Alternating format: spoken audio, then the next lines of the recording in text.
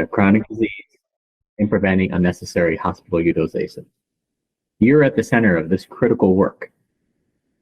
You should also know that MDPCP is the largest Medicare advanced primary care program in the nation, both by the number of practices and on a per capita basis.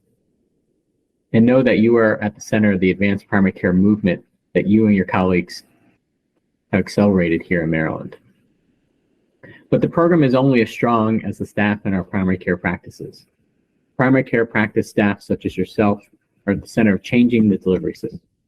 In fact, the practices in this program serve as a model for the nation. We couldn't do it without you. So what should you expect at today's event? For some background, we've held several previous staff training academies. Last staff training academy was held virtually in 2020. This event covered MDPCP basics and team-based care, among others. Our learning manager, Raghavi Anand, will talk more about what sets apart the staff training academy from others. So at this staff training academy, we have some great speakers from around the country who are lined up to discuss relevant, timely topics with you, from patient engagement strategies to social needs and beyond. We thank you for attending today, and we look forward to hearing more from you about this event, including your takeaways and opportunities for improvement. Most importantly, we hope you will leave here with some new skills and ideas about how to improve primary care for your patients. From MDPCP Management Office, again, thank you. Okay, what a great welcome.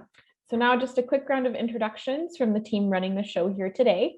My name is Raghavi Anand, and I'm the Quality and Learning Manager at the MDPCP Program Management Office. I'll pass it on to Kelsey. Hi, everyone. I'm Kelsey Toops, and I am the learning intern with Raghavi at Maryland Primary Care Program, and I'll pass it to Timmy. Hello, good morning, everyone. Thank you so much for joining us today. My name is Timmy. I am the CEO with GS Staffing, a contractor with MDPCP for this training today. And then I will hand it over. Good morning, everyone. I'm Kemi Adiola. I'm one of the Chief Operating Officers with GS Staffing. Excellent. And a big thank you to GS Staffing for helping us to make today possible. I will quickly note that if you have any questions or need assistance throughout the course of the Staff Training Academy, please reach out to one of the four of us and we'll be happy to assist. You can also identify us because we have these specific blue backgrounds. So I have the distinct honor of being present here today to kick off this innovative, timely, and relevant Advanced Primary Care Staff Training Academy. Whether you've attended a Staff Training Academy in the past or this is your first one, we're excited that you're here. What sets this year's Staff Training Academy apart from previous ones are the clinical and non-clinical tracks. You might have noticed that when you registered, you were asked to designate which track of sessions you'll be attending today. This new feature is to provide targeted sessions for primary care practice staff based on your background, training, and role. The topics of today's sessions are relevant and timely. Not only does current literature indicate that these are important topics, but also we heard feedback from several practices and CTOs that these are topics about which they wanted to learn more. And just to make sure everyone has the same background information, the Staff Training Academy is designed for primary care practice staff for the purpose of expanding knowledge, developing tools, and improving areas of expertise with respect to advanced primary care functions, population health management, and patient health outcomes. We hope that based on this information, you'll set some personal goals for yourself for today's event, whether that is expanding your knowledge at one session, learning something new at one of the sessions you'll be attending, or deciding to engage with the presenter during the Q&A session. As the Quality and Learning Manager, a large part of my job is to develop content for and manage the MDPCP learning system. For this year, the MDPCP learning system was revamped to intentionally focus on three core concepts. The first core concept is strategic goal alignment. This means that all learning and development that the PMO offers should align with the program's strategic goals and priorities. The second core concept is that the PMO and MDPCP participants should foster and propagate a culture of all teach, all learn, so we can grow and support one another throughout the healthcare transformation process. The final core concept is support and sustainability. To expand on this, MDPCP offers a variety of free learning resources, including live events, on-demand videos, and technical assistance, but by way of our incredible team of practice transformation coaches. The PMO is here to support and assist with developing sustainable solutions or enhancing existing processes. And this year's Staff Training Academy is a testament to the revamp of the MDPCP learning system. I hope you'll witness this shift and be able to see it here today. Before we move on to the good stuff, I'll just take a minute to cover some housekeeping items. So as a best practice, we ask that you keep your phone and/or microphone muted if you're not talking, and especially during presentations. We want to make sure everyone can hear our speakers clearly and that we minimize any feedback or background noise. We anticipate that many of you will have questions either for the speaker during their session or about the event. We encourage you to submit your questions using the chat feature on the Zoom control panel. For questions about the event, we'll address those in the chat directly. Any questions you may have for the speaker will either be addressed during their presentation or at the end of their presentation. Just a couple etiquette guidelines, just be mindful of background noise if you do unmute to ask a question. And if you would like to unmute and ask a question to the presenter, please do use the raise hand feature, again on the Zoom control panel. There is some CME information on this slide, which we'll cover later as well. If you have any technical difficulty, we have Zoom support information at the bottom. With that, I will turn it over to our keynote speaker. We're thrilled to have Anne Greiner here today from the Primary Care Collaborative. Thank you for being here today, Anne. I'll turn it to you. I believe Anne was just in and something happened. Give us a second and she'll be here shortly, okay? Thank you for your patience. Thanks so much, everyone. And as you're waiting, I do encourage you to take that pre-test, which Kelsey has dropped into the chat if you haven't done so already. And I will redrop that into the chat if you were not here yet whenever that was sent. Thanks so much, Kelsey. Good morning, Anne. Thanks for being here with us today. We've just completed our welcome message, so we'll go ahead and pass it to you for the keynote. Good morning. I'm so pleased to be joining you this morning, and I really want to thank Chad for the invitation to address all of you. I'm a huge fan of the work that's going on in Maryland, and I know that I have the opportunity to speak to those who are at the front lines doing that important work. So I'm very excited to be here this morning. I want to make sure we've got some time for questions, so I plan on speaking for about 20 minutes and then really invite you to ask any questions. So please be thinking of them and putting them in the chat as we get underway. Next slide. Today, I'm going to talk about how critical it is to have a high functioning team to deliver high performance primary care. Next slide.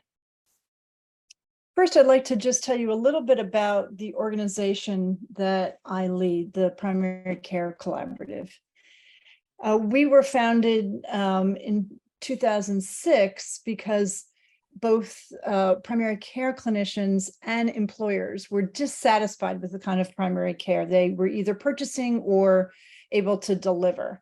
And they came together around the patient-centered medical home model, which I think many of you are well aware of. Came up with some joint principles. Those got turned into standards. The patient-centered medical home model was really launched.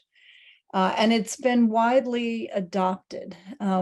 According to the AMA, about 1/3 of all physicians, we don't have that data for NPs or PAs, are in a patient-centered medical home. We've updated those foundational principles, and I'm going to talk about that in a bit, in 2017. And we also rebranded from the Patient-Centered Primary Care Collaborative, which was a lot of P's and C's, to the Primary Care Collaborative in 2019. Next slide. So I mentioned our updating of our principles. And so they were first adopted in 2006, 2017. We updated them through a process of involving about 100 different stakeholders.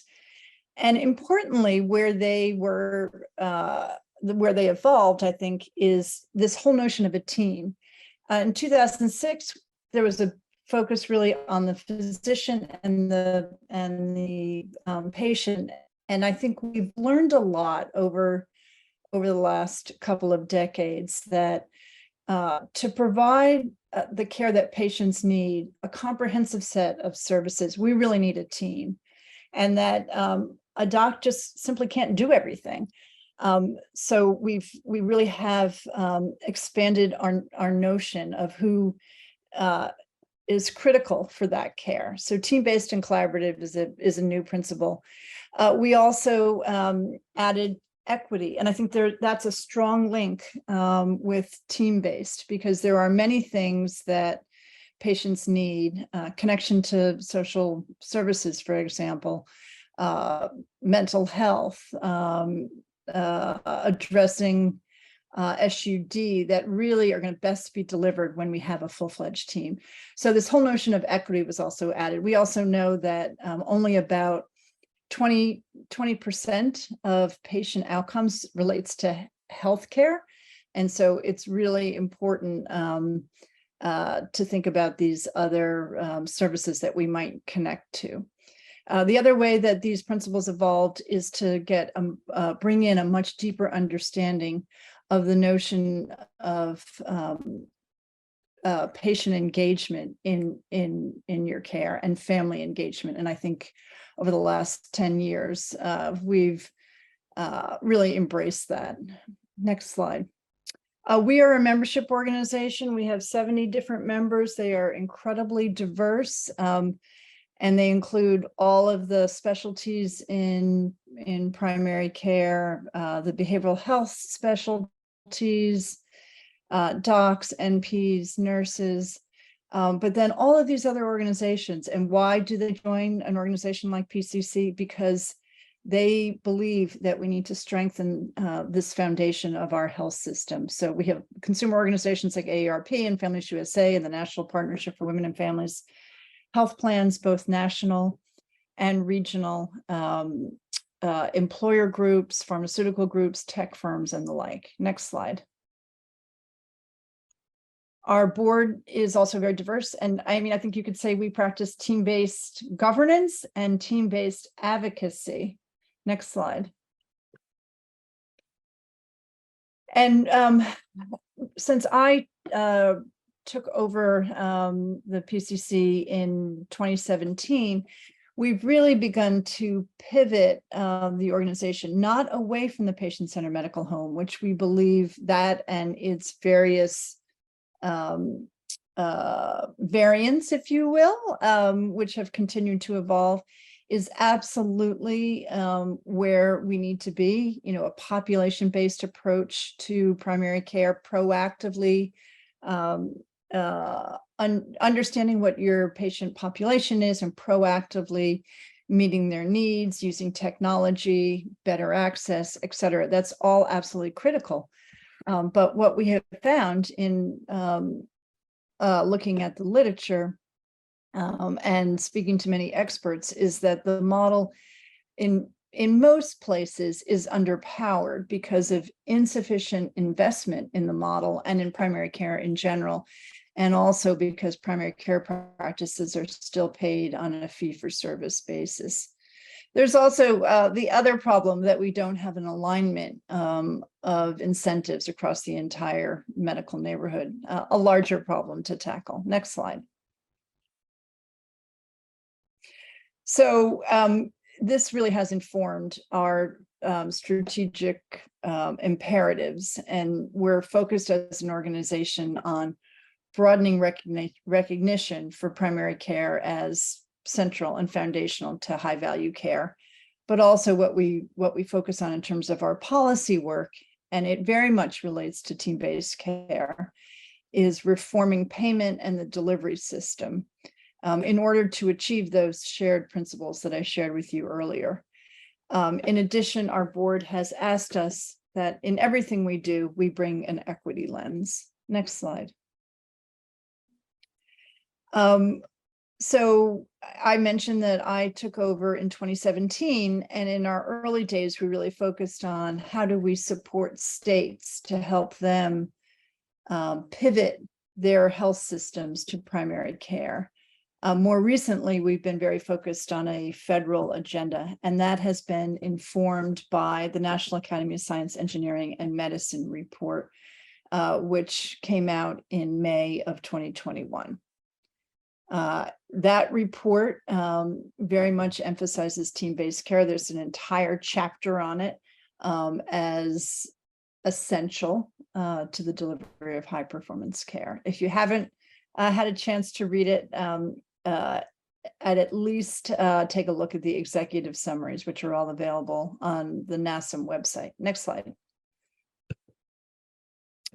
So, team-based and collaborative. I wanted to unpack for a moment one of those 7 principles. This is our definition of what that means. Interdisciplinary teams, and that can mean those that are clinicians and non-clinicians.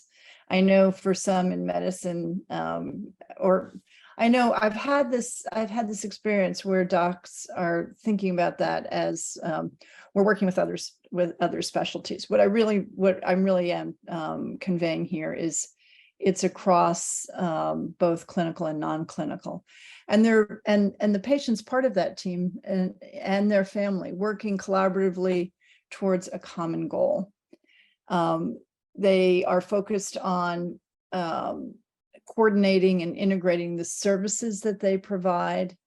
All members of the team are working at the top of their skill set according to clearly defined roles and responsibilities, and that's actually part of the hard part. And they're also trained in leadership skills, so they know how to partner with each other and how to work with patients and families to meet priorities and goals. Next slide. So I also wanted to reflect for a moment on what is driving this movement towards team-based care. And I think there's both supply and demand factors for why there is this movement towards team-based care. I think it will not be a surprise to you that we have a primary care shortage.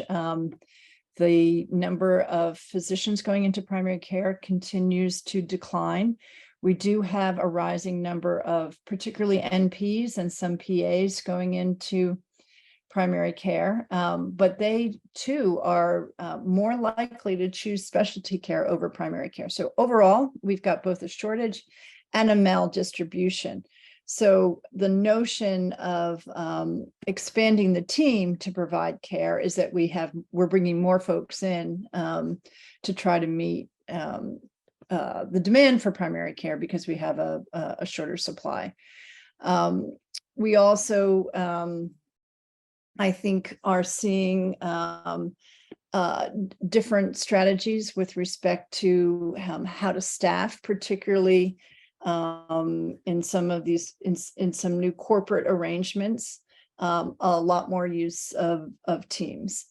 On the demand side, as I mentioned earlier, we have an appreciation for a much more complex set of needs that patients have that are best met through team-based care. So an aging population with increased care complexity, more social vulnerabilities. And we have a growing evidence base for how bringing in behavioral health, addressing dietary needs, many other aspects of care that are not strictly within the purvey of what you think of as traditional physician primary care, whole growing evidence base for them, and then the need for a broader team to address these patient needs, which are evidence-based. Next slide. I wanted to include some of the existing evidence base for team-based care, and I think we see it with outcomes related to quality and utilization and cost, even evidence that we have lower burnout if we do practice in teams, as opposed to all responsibility being on, and full-fledged teams, not teamlets of a doc and an MA. Lower burnout because you have more personnel meeting the needs of patients, less emphasis just on one or two individuals. And also very good evidence from the VA and their PACT model. That's the last citation. Next slide. But there really is no one model. And I'm not sure why my slides look a little wiggy. Sorry about that. They kind of morphed. There really is no one model of team-based care. I am often asked, what is the ideal team? Who do you need on that team? How much does it cost to set up team-based care? It really needs to be dependent on the needs of the patient population that you're serving, and also realistically who you have in your geographic and virtual community to draw upon. So I think, we see different models. If we're talking about a primary care practice that is contracting with an MA plan, a Medicare Advantage plan, they may be really focused on care coordination and navigation and social support and connecting to community-based services, and complex care. A pediatric and adolescent model may be more focused on integrating behavioral health. A commercial population might stress wellness care and comprehensive medication management, and that will have implications for who's on your team. Next slide.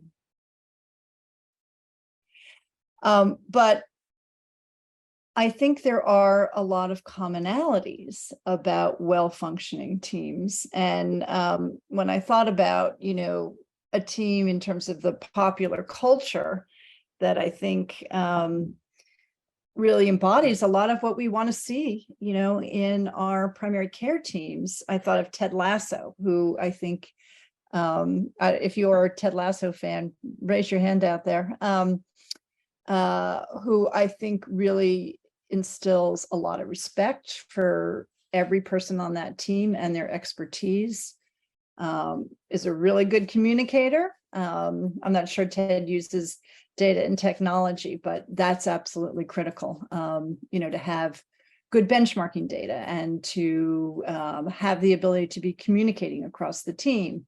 That's going to be essential to a high-performing team. I think you also need a shared mental model. What is the approach to addressing patient goals? What are the values of the practice? Accountability is going to be absolutely essential.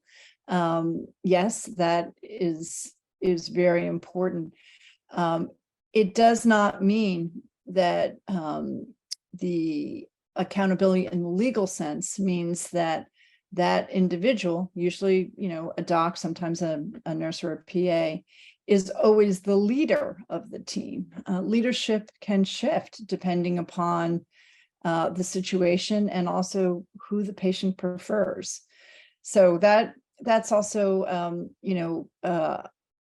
a concept that I think takes a while to embrace and to understand how to practice under that construct. There are 2 stars on this slide, because I think one of the 2 of the more challenging things in building really high-performing teams is defining the roles and responsibilities of each of those members. So you have clarity. Yes, there may be overlap, but you really need to understand the roles and responsibilities. And teams are not effective unless they are adequately resourced. So those are really important attributes of a high-performing team. Next slide. And we need many policy changes to support teams. And I'd put on the top of the list paying primary care more and differently. And I'm going to drill into that quite a bit, because as I said earlier, that's what we as an organization work on. I mentioned earlier that in order to have good communication, you need data and technology. In order to understand how you're doing relative to your patient population, you need good performance data. You need to be able to have dashboards and understand how the team is performing. We also really need reform in undergraduate and graduate education. This is beginning to happen, but we need much more of it to increase exposure of the different clinical groups when they are in their undergraduate and then when they go into their residency. It used to be, and I think it still is in many situations, where you just don't have an appreciation for the training and education skills and competencies of members of your team because you've had no exposure.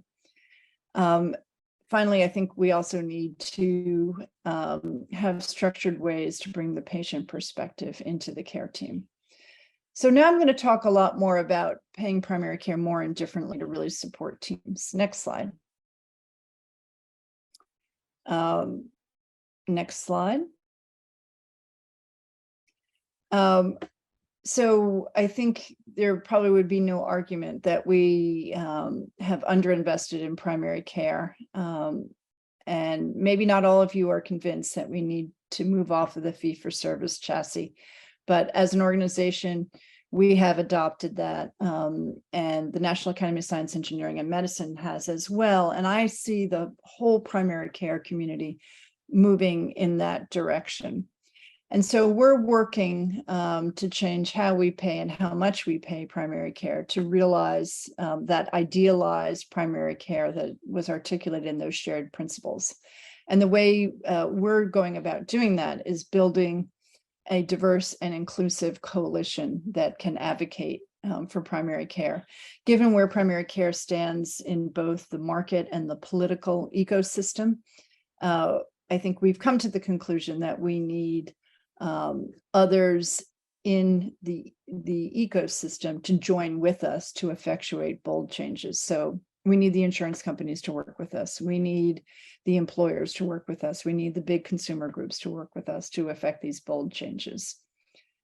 We believe that there's a real urgency to enact payment reform and invest more in primary care. We see the primary care infrastructure crumbling around the country.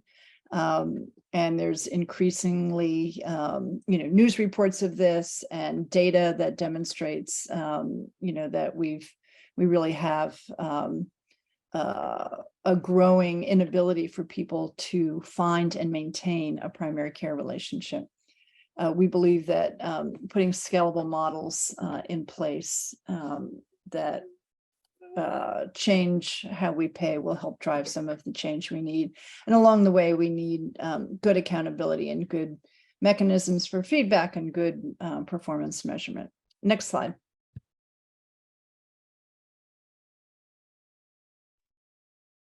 I apologize. I'm so sorry that we had that little outage. Next slide, please.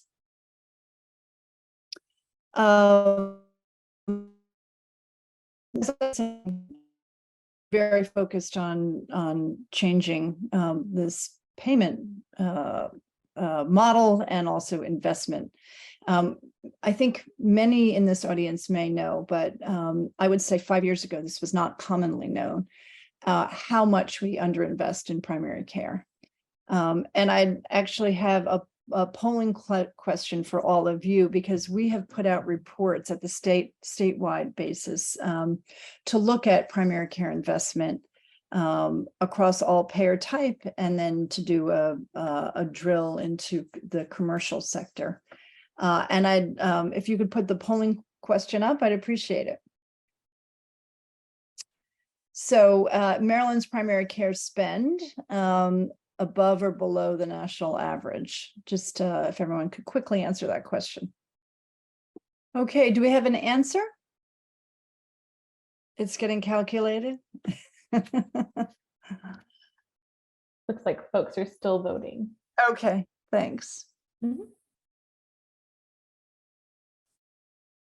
This is a chart that always makes me a little nuts, and actually, because every day I hear about more ideas for what primary care can be doing to address various health needs, and I always point to look what we're paying primary care as a percentage of total cost of care.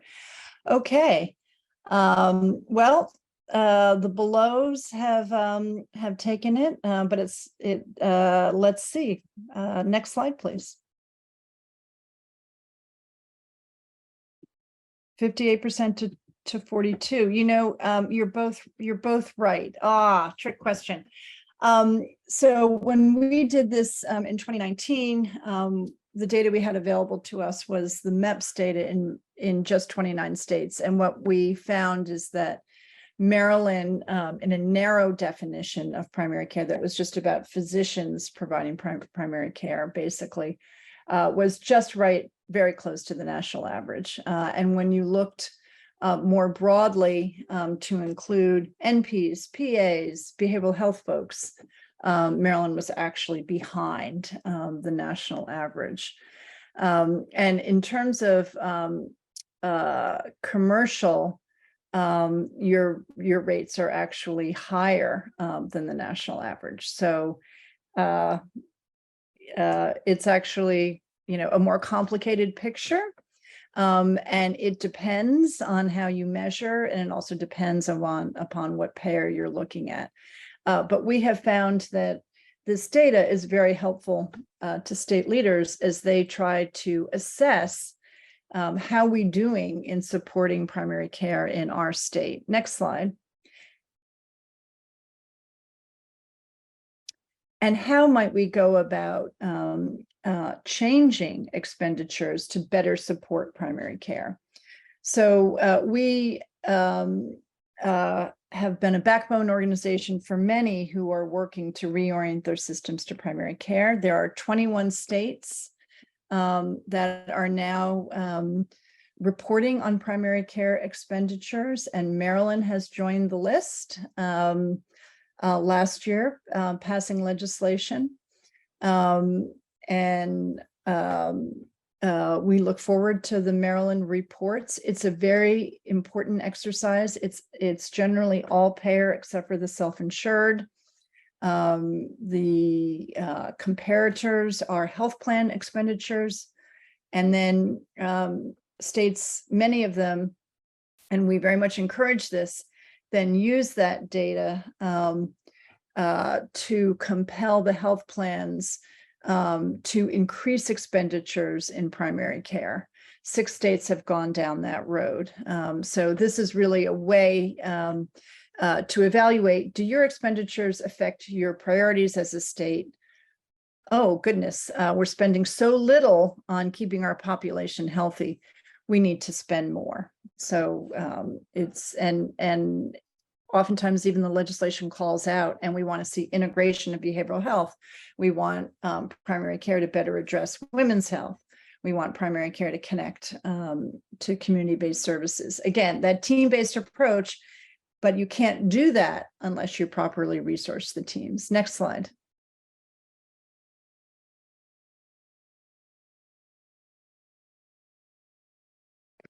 So I mentioned that we are also have taken this campaign, which we have now named Better Health Now, for paying primary care more and differently to the national level. And we launched this in March of last year. Next slide. We have a whole set of recommendations that are very much in line with the National Academy of Science, Engineering, and Medicine recommendations. 50 organizations have signed on to that and are working actively with us on this campaign. Next slide. And basically the recommendations in a nutshell, the elevator speech, are invest in what works, because all the evidence shows that if you invest in primary care, you're going to improve population health, you're going to reduce inequities, and yes, even you will bend the cost curve. It is the only part of the healthcare system where investment achieves these kinds of outcomes. So we need to do more of it. We also want to pay for what we want, not, rescue care, but better health. And we understand that we need to reduce economic and social barriers to get to better health. Next slide. And I'm nearly done, so I'm eager for your questions.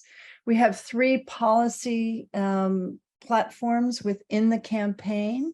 One is focused on integrating behavioral health into primary care. We have seen the administration take some important steps to do that. I'd say beginning steps, baby steps. We need a lot more. We're also working to influence the Hill. They have a bipartisan Safer Communities Act that will help integrate behavioral health into primary care. There's also, our next plank is focused on Medicare, and we are pleased that we are deep in discussions with CMS and the Centers for Medicare and Medicaid Innovation to introduce a hybrid payment within the Medicare ACO program. So we want to see primary care paid differently and more within that program, which serves 11 million beneficiaries.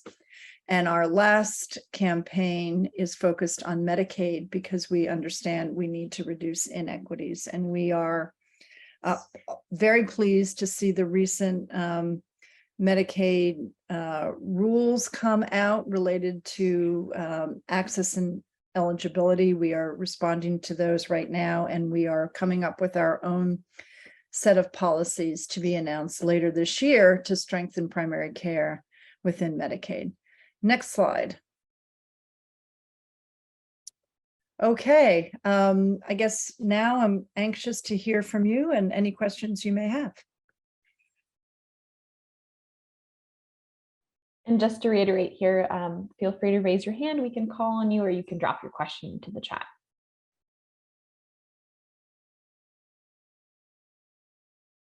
I would be very interested in hearing from you about any work that you're doing on team-based care and where you see it working or what kinds of challenges you're facing. It seems, excuse me, it seems we have a question. Jennifer says, is there a shift in providers going into specialty care for financial reasons, or why is there a shift? Well, I think we have a decline in physicians selecting primary care as a specialty. Over the last 10 years, there's been a 14% decline. So it's pretty substantial. It does seem that there are many reasons for that. I think one of them is the pay disparity between primary care physician salaries and specialty salaries. I think the other is just that there's a lot of requirements for administrative work that primary care needs to do. 2 hours of paperwork for every 1 hour of care provision. One study shows that's pretty daunting. So we believe that we need to change the conditions under which primary care works to make it a much more attractive specialty, and that will include helping to increase salaries, but also a work environment where people can feel like they can really address patient needs because they have the resources to do it, and they're not on this hamster wheel that fee-for-service really seems to promote.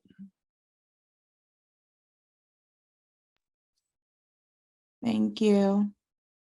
I saw a hand go up earlier. Emily, I'm not sure if you have a question, and there is another question from Antonia, but I wanted to ask Emily if she had a question for us.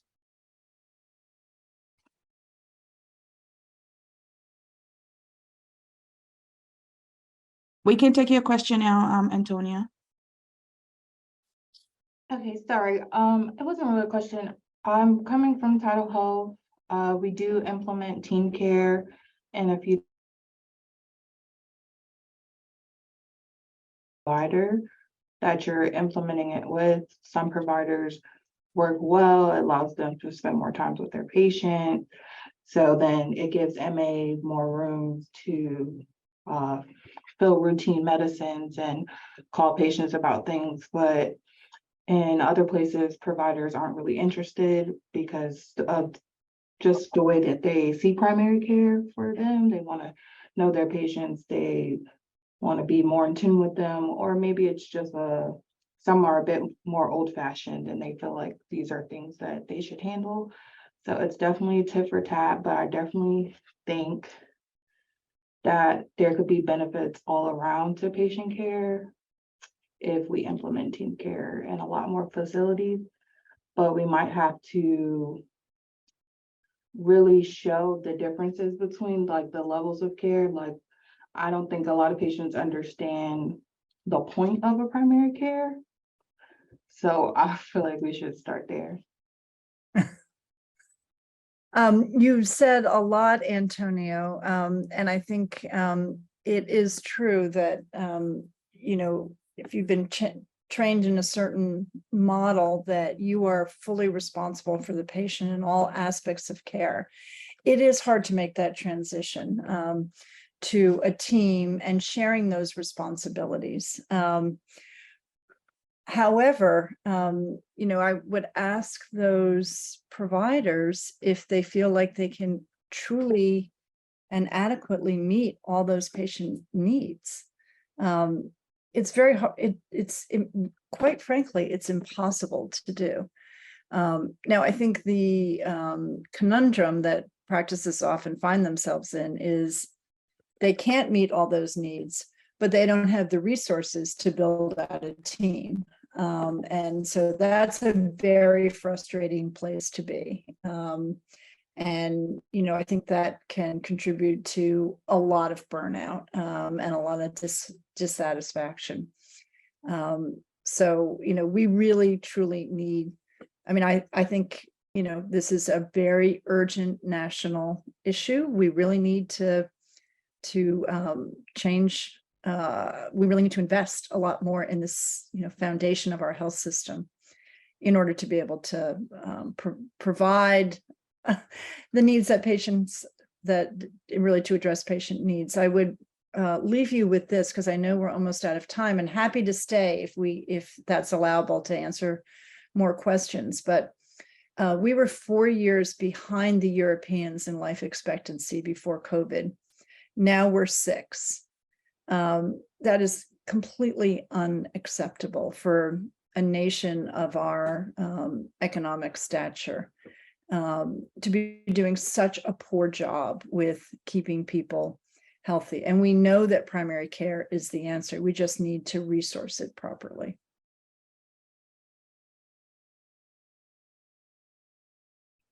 Are there time for more questions, or do we need to wrap? Asking my meeting organizers.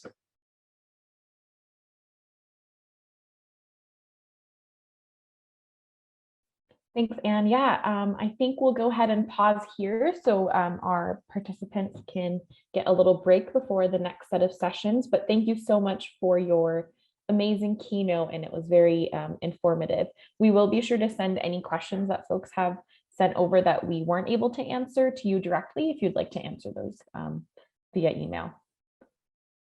Sure, be happy to do that. Thanks so much for the opportunity to join you today, and fantastic work there in Maryland. Keep it up, and look forward to hearing about your progress as the years unfold. Thanks so much, Anne.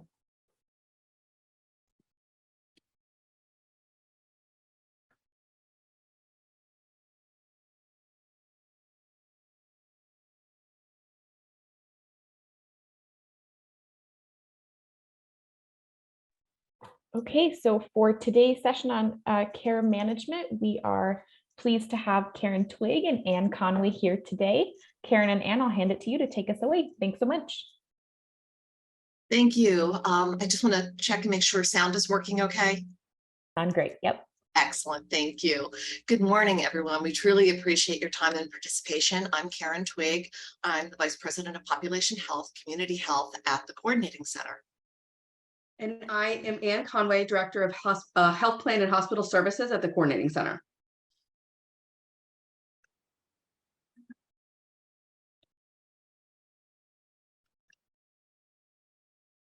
Well, moving the slides again. Kemi, you're probably going to have to move the slides for us. So next slide, please. Next slide.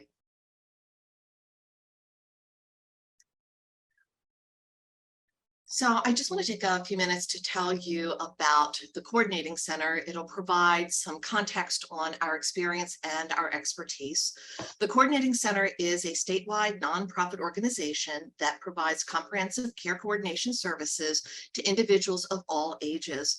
And we're really delighted to share that we're celebrating our 40th anniversary. And over our 40 years, we remain completely and deeply committed to a person-centered approach and philosophy, supporting children, youth, adults, and seniors with complex medical needs, disabilities, and to helping individuals of all ages and abilities to achieve their optimal quality of health, affordable health care, and a meaningful community life. Next slide. The Coordinating Center is a leading expert in the delivery of person-centered, community-based care management coordination services through a variety of population health programs. We're the largest independent care coordination organization in Maryland, and we serve more than 10,000 individuals annually. The Coordinating Center is accredited by both URAC and the Maryland Nonprofits Standards of Excellence program. We employ approximately 300 coworkers, including over 200 highly qualified licensed nurses and social workers, community health workers, supports planners, housing specialists, autism specialists, and life care planners. We are passionate, and I cannot stress that enough, passionate about patient advocacy and our workplace culture of diversity, equity, inclusion, and belonging. At the Coordinating Center, we refer to those we have the privilege of serving as clients. We will do our best to refer to patients as patients throughout our presentation, but hope you understand if we occasionally slip and do use the phrase clients. Next slide. These are our learning objectives for today. We're hoping that you'll find our presentation enlightening and enjoyable. Full disclosure, I am an asthmatic and I am having fun with our smoky weather, and I had to use my albuterol inhaler this morning. So I may speak a little quickly. I will do my best to dial it back. We're going to be presenting quite a bit of information, and we also have some polling questions that we ask you to engage in. We're going to move quickly through a lot of the high-level information so that we can spend a little more time on some of the areas where we want to do a little bit of a deeper dive. If you have any questions, please throw them in the chat. We'll do our best to get to them at the end of the presentation. But please know any questions that we don't get to, we will respond back to you directly via email or through MDPCP. And we've been assured that our responses will also be posted so that everyone will have the ability to view them. Anne, do you want to throw our email addresses in the chat just so they're available? Great, thanks. Next slide. So I love using the bridge analogy in my presentations because it elicits a visceral response. Everybody has that bridge feeling that they get, but it also gives a really strong visual context. So I want to start with just the basics about bridges, a little stuff you may or may not be aware of. Suspension bridges have a superstructure, those components that are above, and a substructure, those components that are below. Simply put, the superstructure is the deck, the cables, and the towers, while the substructure is comprised of the caissons and anchorages which support the towers. It's a combination of these well-placed, balanced, and coordinated components that keep a bridge from collapsing and allows it to bear considerable weight. Care management programs are much the same. They require thoughtful placement of substructure components such as technology, standard operating procedures and policies based on evidence-based practices, and a promotion of a culture of engagement that is based upon an unbiased approach. This is needed to support the superstructure of your staff, resources, tools, and pathways so that your care management program can bear the weight of some of your most challenging and complex patients. Next slide. So I want you to take a minute and look at these 4 bridges. And I want you to consider each bridge as a way that you may perceive care management in your practice. Do you see care management like bridge number 1? Path is clear and solid. Or bridge number 2, it's clear, but you can see to the other side, but the bridge looks a little bit shaky. Bridge number 3, you can see the other side, but there is no bridge, no way to get to the other side. Or bridge number 4, things are foggy, you really can't see the other side, and you're not sure where you're headed and how to get there. Kemi, can you pull up our first polling question and ask everyone to very quickly, just respond first thought, which bridge describes how you feel care management is in your practice? All right, we're going to go ahead and end the poll, and we're going to share those results. Can you guys hopefully see the results? And it's pretty clear, resoundingly, over 60% of you selected bridge number 2. It's clear. You can see the other side. There's a path there, but a little bit shaky. Kemi, go ahead and move to the next slide. Thank you. So throughout this presentation, we are going to start to discuss the who, what, where, when of care management. And we will also touch a little bit on the how. Next slide, please.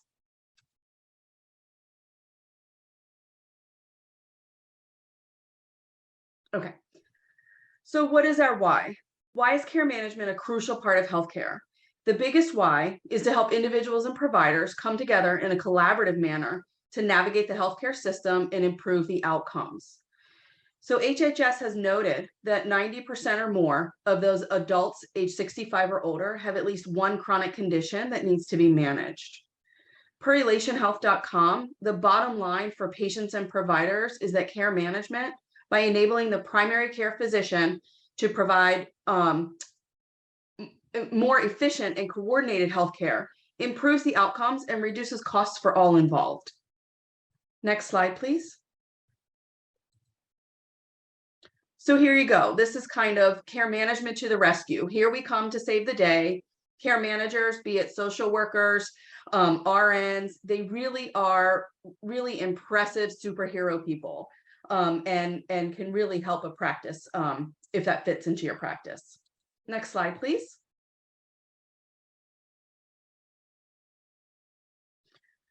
So what is care management? Care management is a coordinated, facilitated by goals to assist in managing healthcare populations. Care management should be team-based, collaborative, and at the same time, patient and family-centered. Care management addresses healthcare concerns, both medical and behavioral or mental health, as well as those social determinants of health, those needs. Next slide, please. Okay. So again, more discussion about what care management is on the slide. However, what we can take away as well is that care management is not prescriptive. Care management in a collaborative manner can help direct members and providers through many avenues of resources to provide education and assist members and providers in educating to those resources. It arms clients with information to make informed, educated decisions about their own health care. Care management is not intended to persuade or to coerce clients into services. Care managers will not tell a client what to do. Instead, the care manager uses patient and family-centered care to, again, ensure that the client is at the center of the care plan and are in charge of their own healthcare decisions. As well, care management is not intended to duplicate services or interfere with any current plans of care.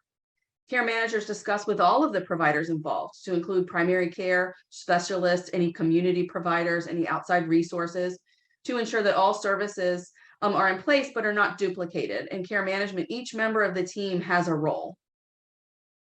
Next slide, please. The Centers for Medicare and Medicaid Services defines 4 dimensions of care management, but I believe there should be a 5th dimension of care management, and that is preventive care management. This dimension would include the usual preventive measures such as immunizations and age-appropriate screenings, but should also include the integration of oral health as another method to promote wellness.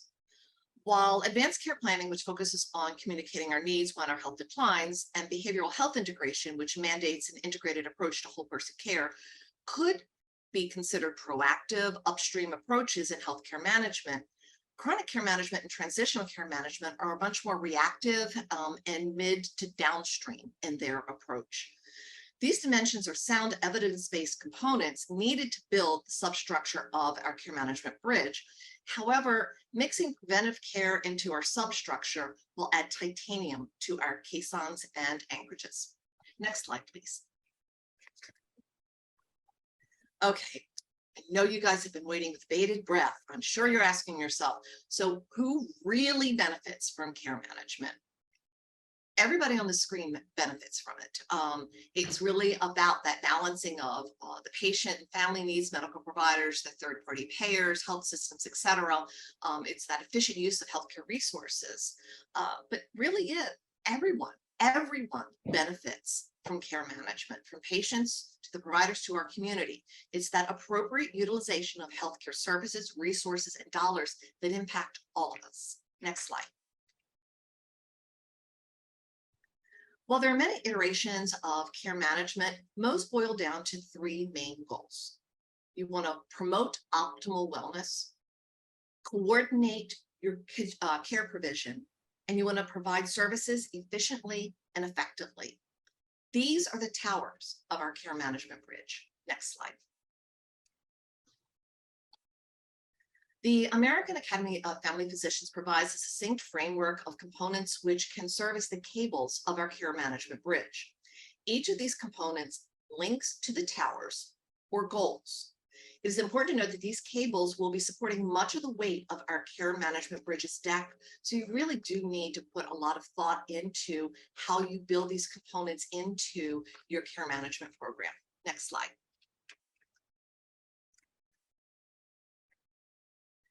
And finally, the deck.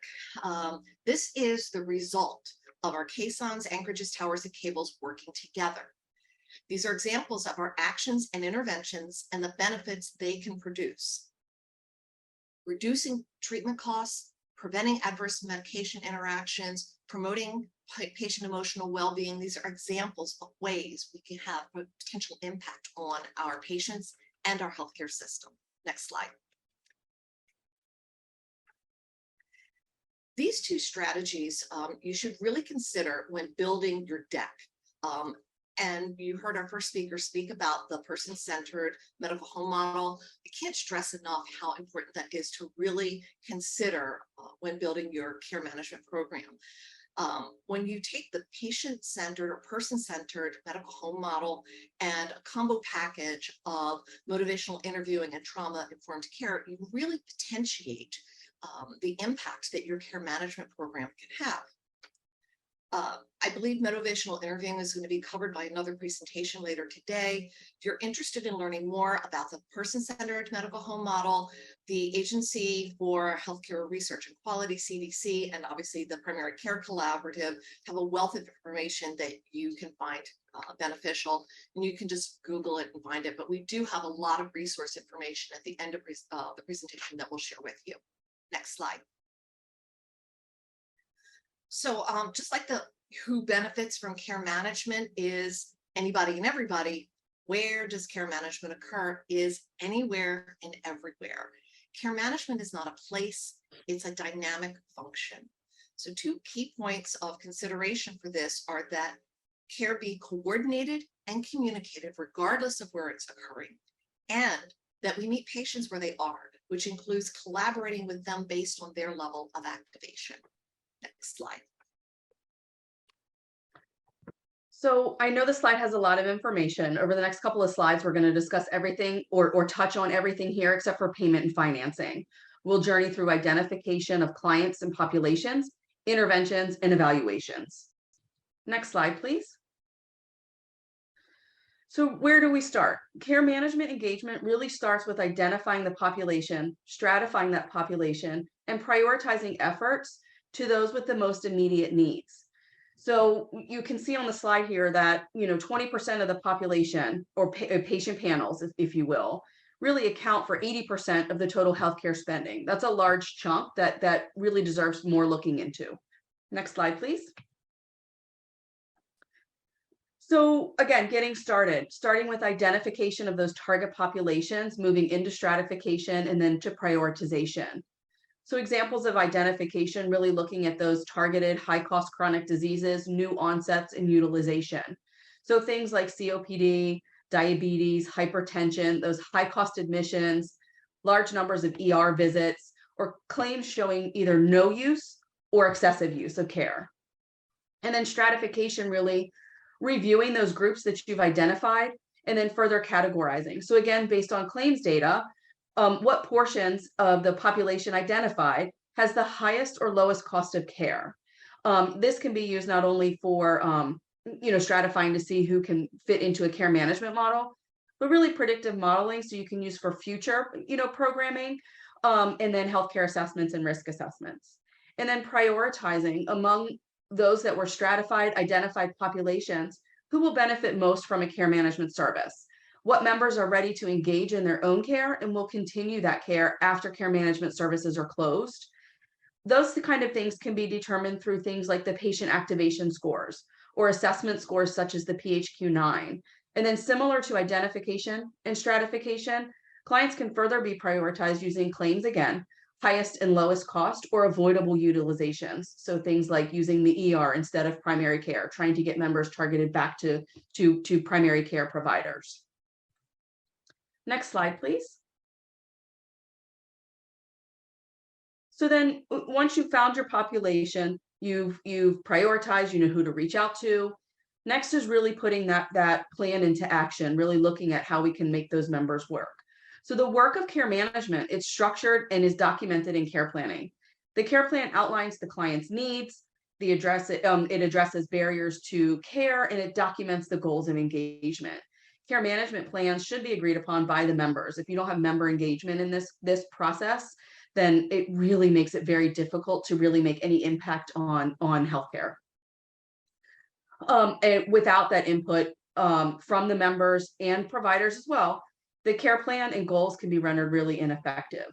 Goals can and should address the medical needs related to the referral or the population identified. Again, getting back to some of those diagnosis-based situations, COPD, asthma, hypertension. And then care plans can also address those social determinants of health. So things like needs for transportation, financial resources, housing. We know that there oftentimes the social determinants of health have take a bigger priority for members than getting in to see their primary care. If they don't have transportation to get there, then they're not going to see. It's easier to call an ambulance at that point and take me to the ER. Okay, so really addressing that in some respects does take priority. So then looking at outlining those goals, again, they should be SMART goals. So really looking to make that plan of care specific, measurable, achievable, relevant, and time bound. So really making sure that you've got, those specific outlines there. So for instance, a client will have an A1C less than 7% by 12/31/23. So some goals are long-term. A1C is typically not going to be affected in a small turnaround time.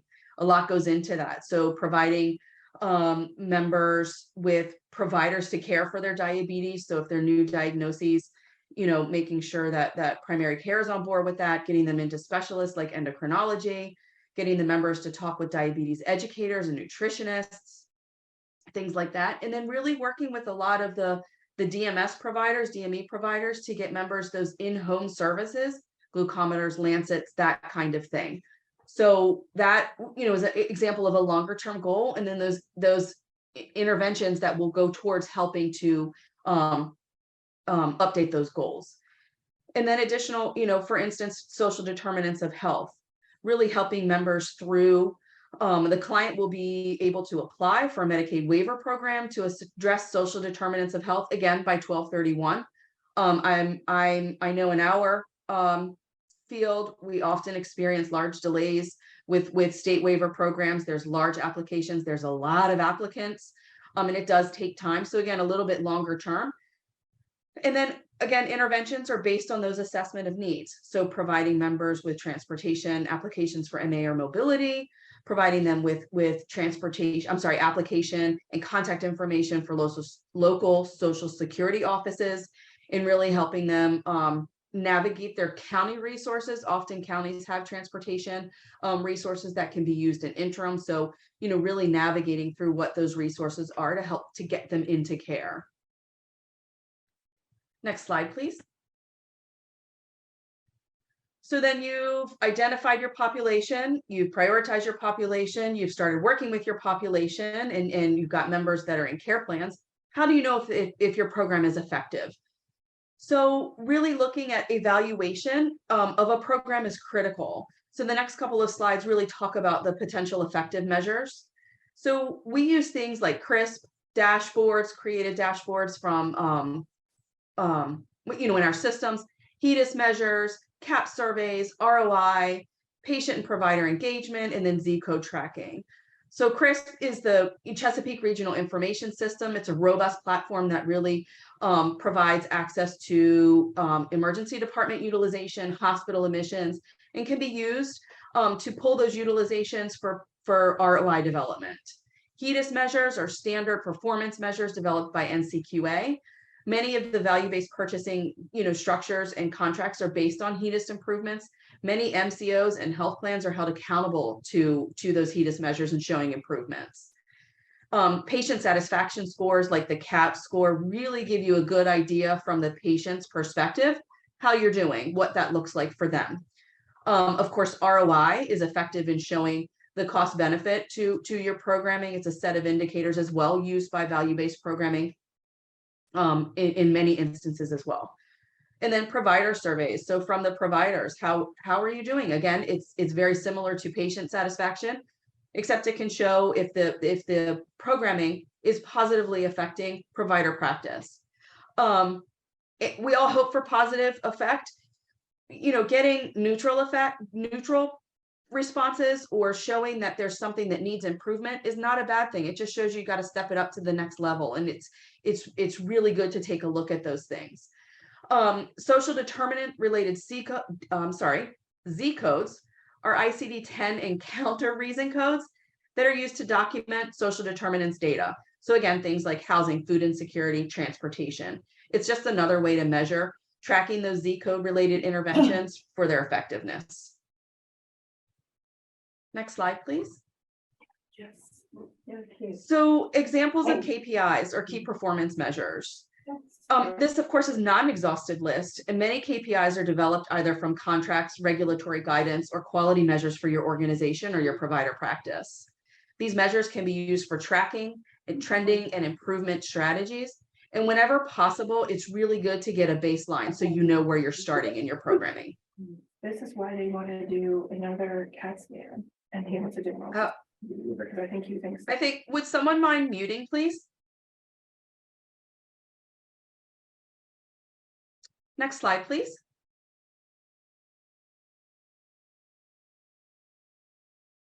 One more up. Did I switch a slide already? I apologize for that. Okay. So then additional to KPIs, you have outcome measures to show value of your program and can also assist, like we said before, in identifying areas of improvement. Outcomes and KPIs can inform process, policy, and procedure.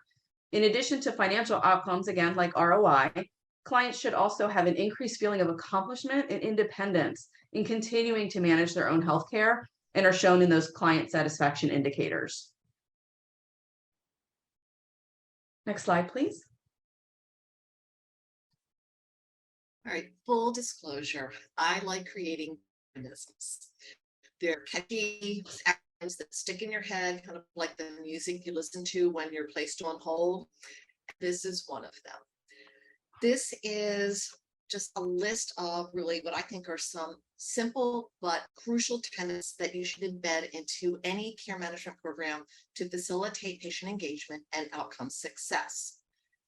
Considering the care management starts with patient engagement model will add titanium to your care management's bridges, towers, cables, and deck. Starts is really, I think, a very easy way to remember the things that are important when you're trying to build patient engagement. Your care management program will be dead in the water if you do not have patient engagement. So you want to keep your care management program, your interventions, quite honestly, the infrastructure that you build into the program, keep it simple, especially when you're starting off, and then build from there. One of the things that I really like to stress is tenacity, and that is in how you build your program, but also how you work to engage with patients. You really want to stay the course, keep trying, and don't do a lot of change for the sake of change.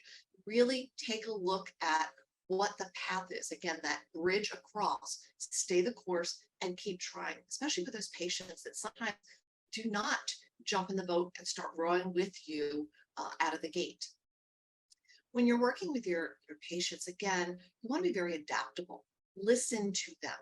They will tell you what they're capable of. They will tell you what they're going to do and not going to do. And you sometimes need to course correct. This really is not about telling patients from a management perspective, this is what you are going to do or need to do, but finding out what they are able to do. Resiliency. Things are always going to go smoothly with our patients. There will be times when there will be miscommunications, or maybe you send them down one path and things just don't go as planned, and you need to come up with a different plan for them. When those things happen, problem solve, bounce back. There are going to be times when you're not going to have good communication with the patient. We all have those days, or that patient lights you on fire. I know that has never happened to anybody that is in this presentation. They've never had a patient yell at you or tell you what you're going to do for them or how you're going to do it. It's really difficult to work through that, but you need to be resilient and keep that relationship moving forward. Timing is so, so important. And it's not just about, the when of things happen that is absolutely essential, but that needs to be interwoven into the what, who, and how. So you need to look at the timing of what you are committing to with your patient. You need to look at the timing of what you set as an expectation for them. Is it reasonable? Is it realistic? And you need to look at all the different variables that can impact that timing, especially with the patient you're working with. It's one thing to say, you need to go to this appointment and you get it scheduled and they're going to go to the specialist and then they don't show. Well, do you look at, did they have transportation? How did the timing work with them? Was there an issue with having to request off of work?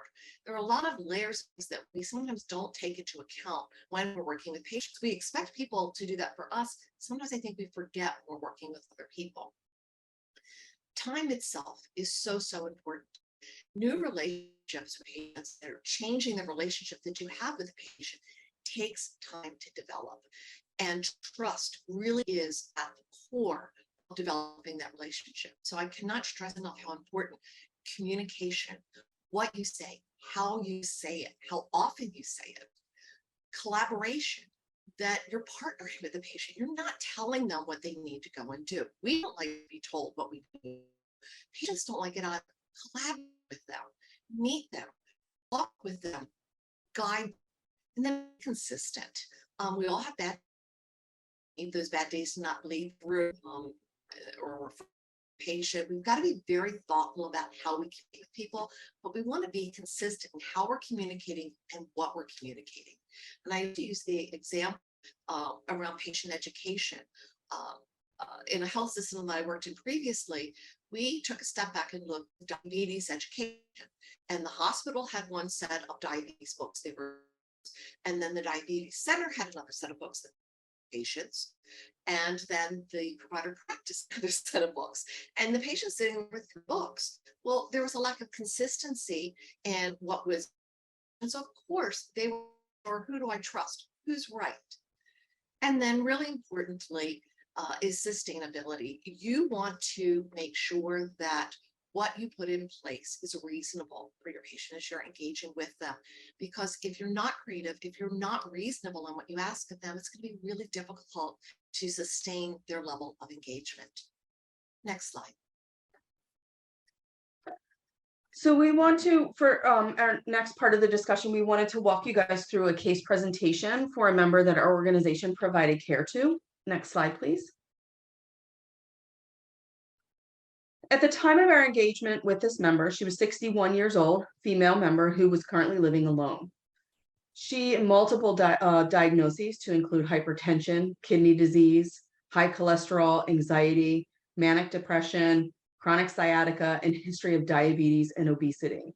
So a prime example of a member that really could benefit when we did our, or when the member was referred to us based on utilization, could benefit from care management. Member is on the kidney transplant list and was receiving dialysis 3 times a week. Member, again, like I said, at the time of engagement was living alone, but that was due to a recent death of her boyfriend.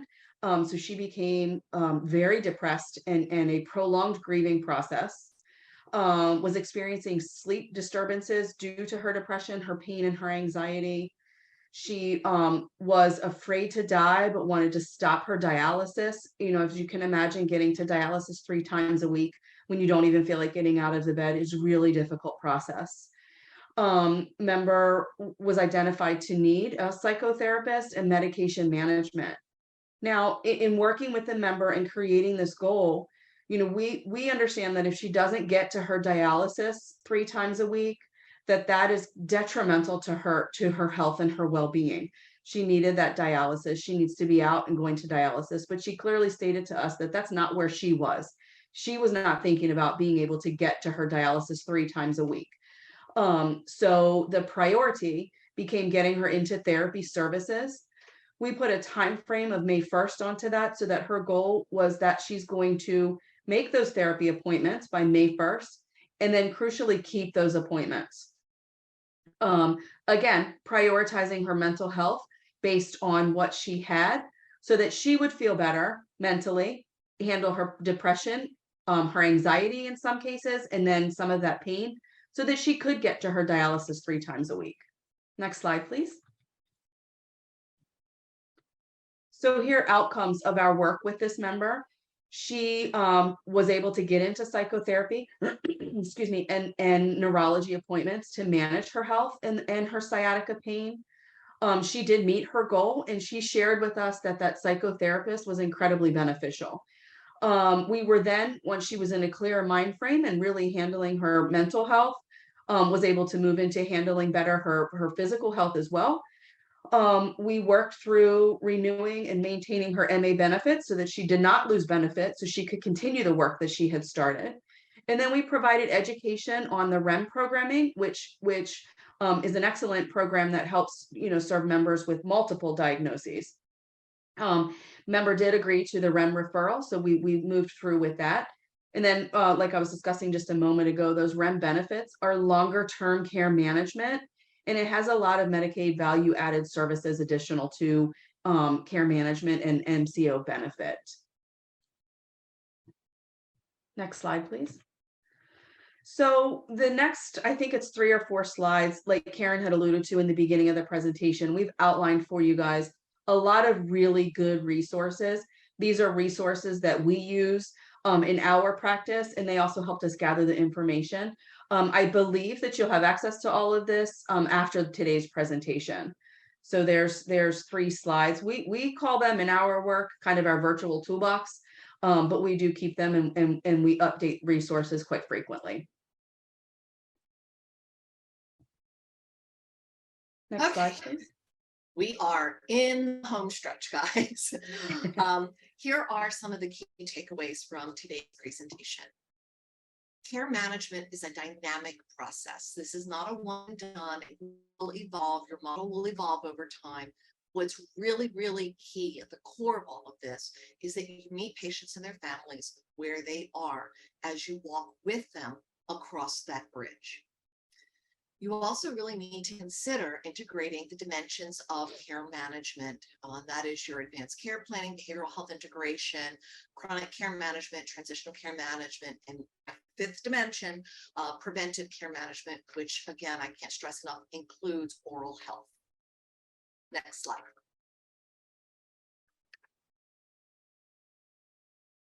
Oh, sorry.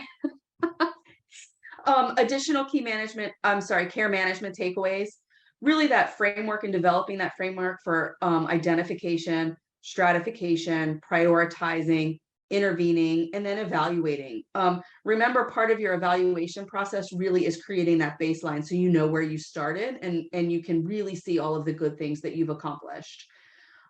Strategies and activities, really person-centered care, the motivational interviewing and trauma-informed care, CRISP as an avenue for looking at evaluation, SMART goals, actionable care plans, and then again, rinse and repeat, do it all over again. It's a very cyclical process, and you may have to do it over and over again with one member.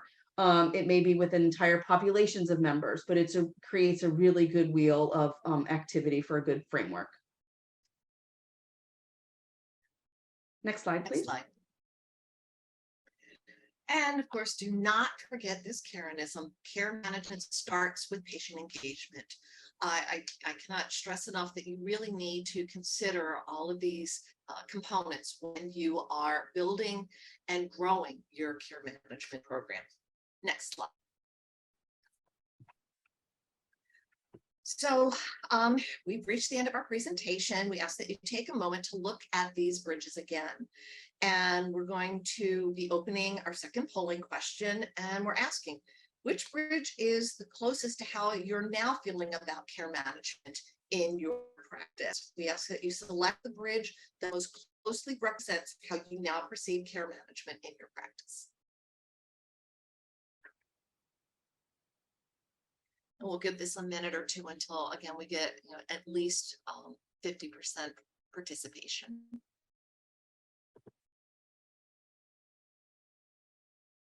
We'll give it just a few more seconds for anyone else who wants to weigh in. All right, I'm going to go ahead and I'm going to end the poll and I'll share the results. And there's been a shift that is really, really nice to see. Originally, it was resoundingly clear. 61% of you saw bridge number 2. The path is clear. You can see the other side. The bridge is shaky. Not so many people chose number 1. We saw a little more even spread across bridges 1, 3, and 4. I'm delighted now that we demystified some of your concepts and perceptions of care management. Maybe we cleared the fog a little bit from bridge number 4 for you. But we're going to go ahead and move on. We have a bonus session for you guys now. You can move on to the next slide, please.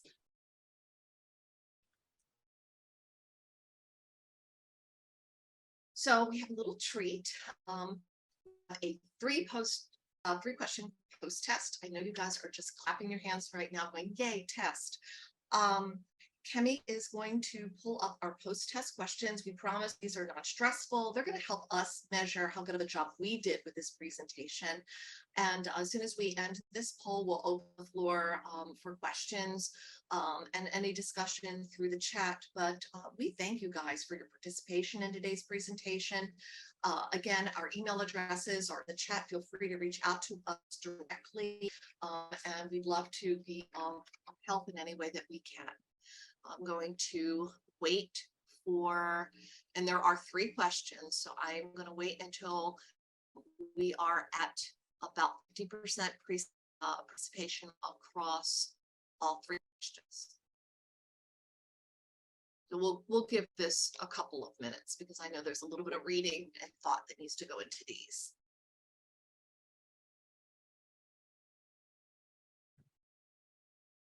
And this is where we need the music playing in the background, like you're playing a whole. That really solidify that charisma for you guys. I'm going to give it 1 more minute, then we will wrap it up. we're not going to share the responses with you guys. We'll go ahead when we end the poll, open the floor for discussion so that we have at least a minute or two if there are any burning questions. And actually, you know what, Kemi, if you want to, if there are any questions in the chat as we wrap up the poll, is there maybe one or two questions we can quickly answer? Ravi, do we have any questions? Great question. We don't have any right now, although I will take this opportunity to ask our participants here today to drop their questions into the chat or raise their hand and we can call on you.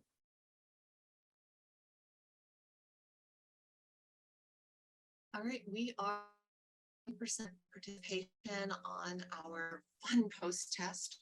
So We do have we have someone. Alicia, go ahead. Okay,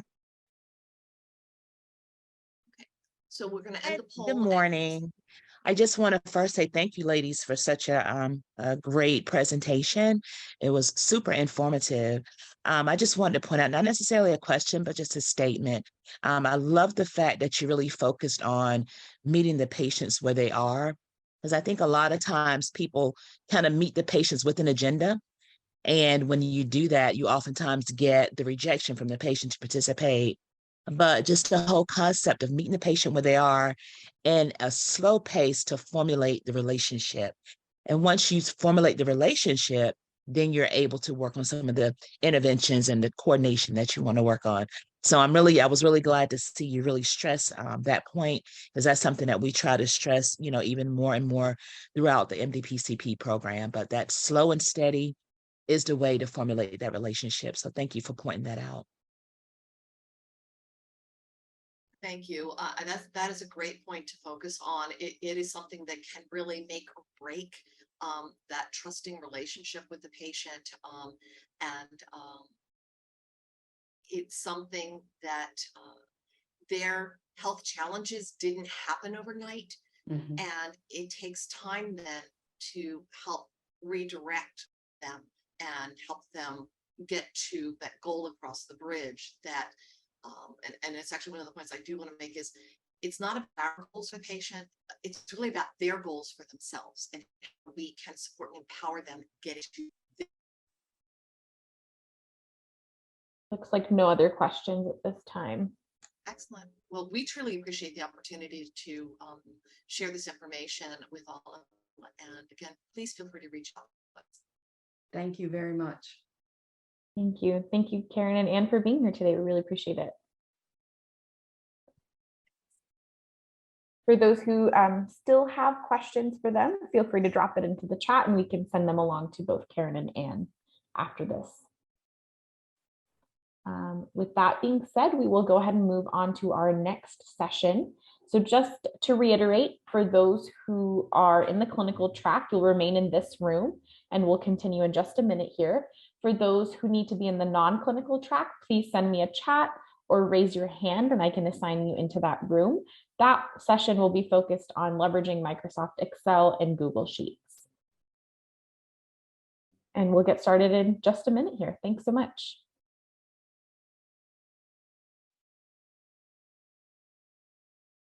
Okay, so I will go ahead and continue to assign those who need to be in the non-clinical track. If you're not in the right track still, please do let me know. But for right now, we'll go ahead and get started with our medical billing and coding session. So I'll go ahead and hand it off. Thanks so much.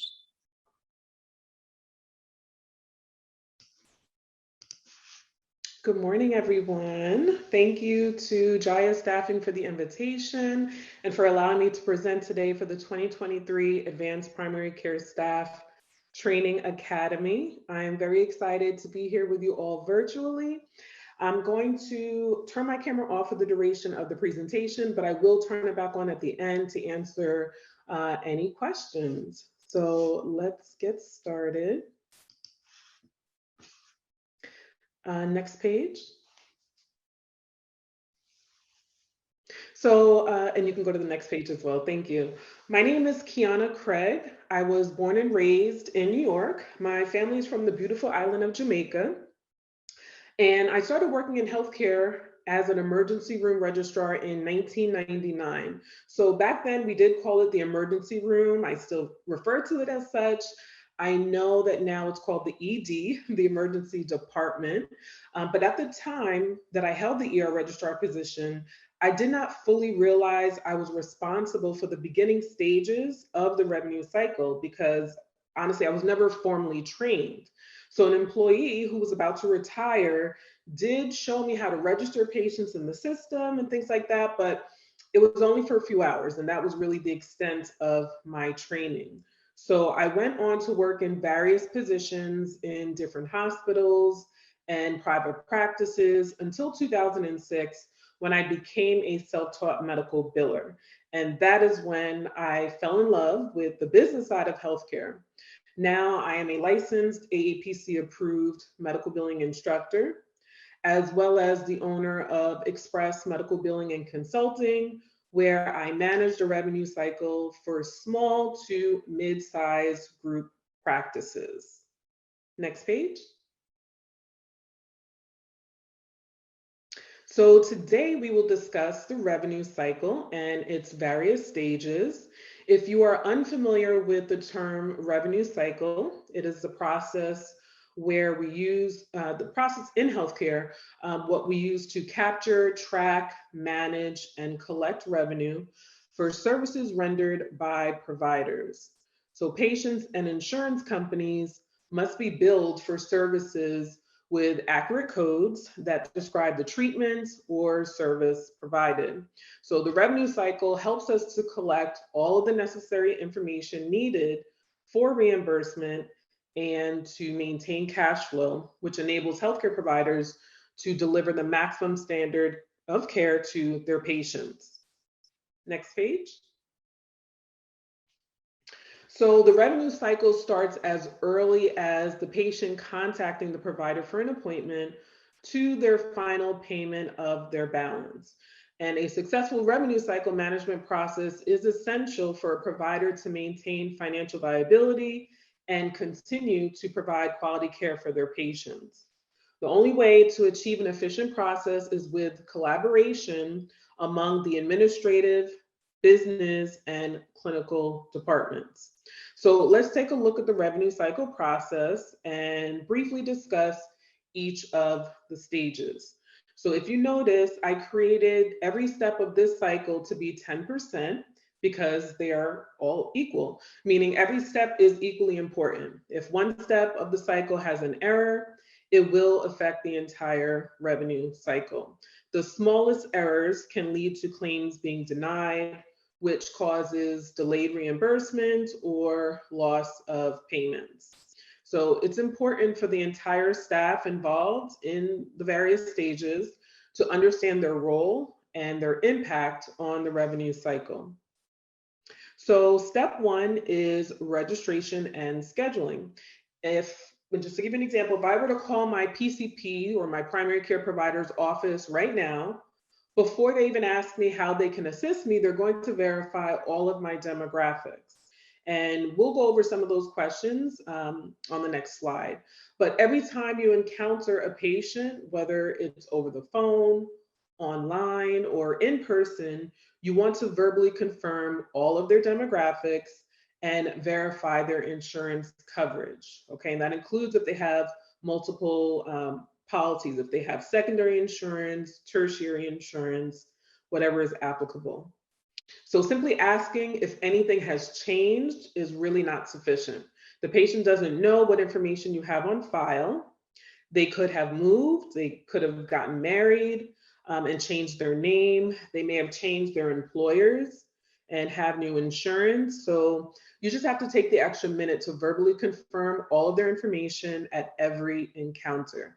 And this is the only way that you're going to ensure that you have the most up-to-date information.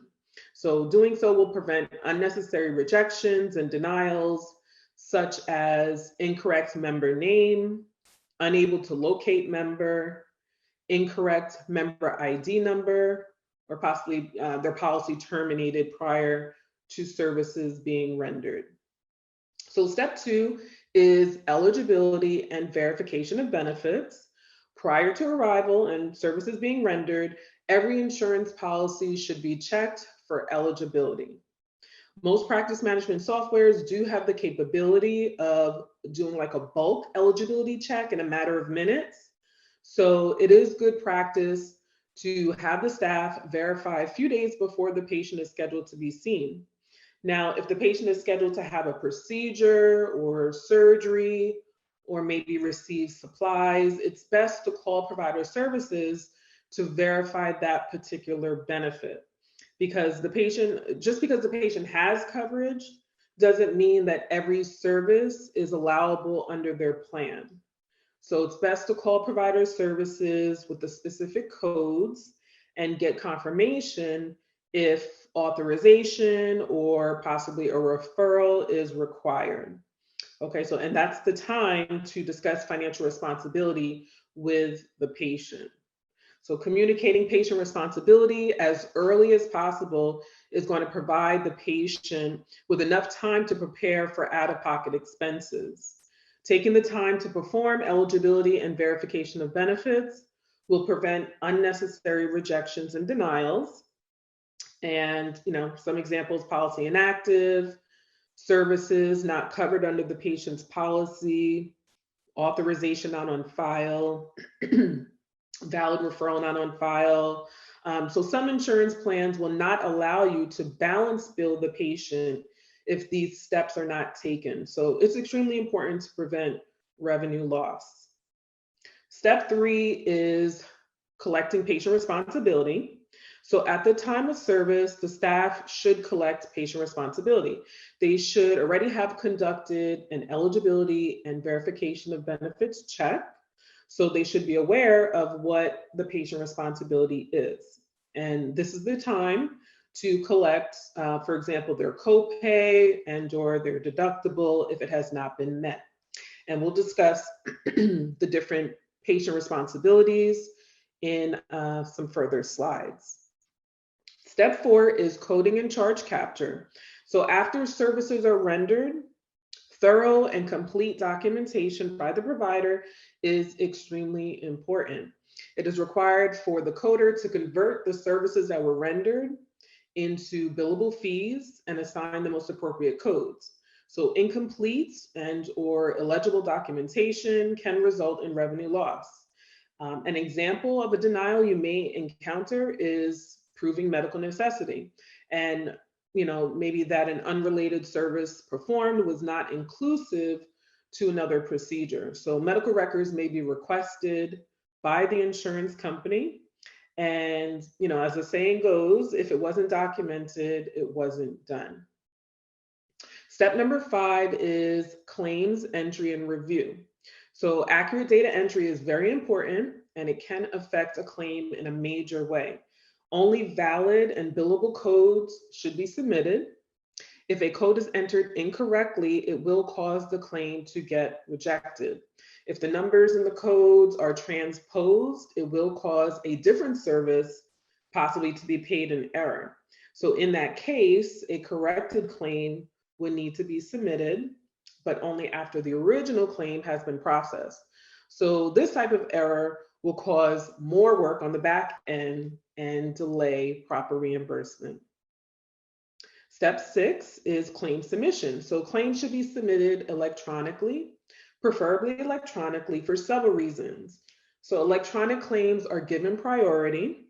They are checked for errors, okay? And there's proof of timely filing if you need to show the date you submitted the claim and to which insurance payer it was submitted to. So paper claims have no way of being tracked unless you actually pay for tracking, which is not cost effective. Okay, so if an insurance payer allows paper claims, you can mail them, but by putting a stamp on the envelope and dropping it in the mailbox, there's no way to track that. Okay, the only way to track, again, is to pay for it, which is not going to be cost effective. And you run the risk of it being sent with errors. Okay, if you're just printing a claim, it's not being scrubbed or checked, through a clearinghouse or through your billing software. It may be illegible. Okay, so it's really best to routinely submit claims electronically. Some insurance payers have website portals where you can upload the claims or submit them directly on their websites. Some may even allow you to fax them. But the practice management software or the clearinghouse, again, has that scrubbing feature so that it's able to identify, any last minute edits or billing requirements based on insurance payers, and it may be able to catch, any missing or invalid information. Okay, so after claims are submitted, it's very important to monitor the rejection reports because not all claims submitted are going to be accepted. So the clearinghouse reports will let you know what claims were successfully submitted and which were rejected. And then the rejected claims will have a specific reason so that you can go back and make the necessary corrections and resubmit the claim. So our goal is to have the clean claim rate percentage as high as possible to ensure consistent cash flow. Step number 7 is EOB review and payment processing. So adjudication is the process where the insurance company is going to review the claim and process it based on the patient's coverage and their benefits. So after this step is complete, an EOB or an explanation of benefits is issued to the provider and also to the patient. And the EOB breaks down the claim, what was allowed, what was paid, what was adjusted or written off, and patient responsibility. Okay, and it also will show if a claim was denied, and it should specify the reason why.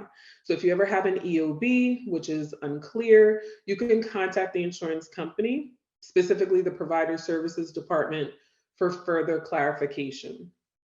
And the provider may opt to receive an ERA, which is an electronic remittance advice, which is just an electronic version of the paper EOB. So ERAs will be sent to the practice management software and easily posted to the patient's accounts. Okay, so the billers should be reviewing the EOBs and the ERAs upon receipt.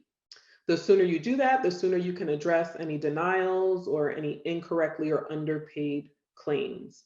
And also, the sooner these are posted, the sooner you can send statements out to patients who have outstanding balances owed.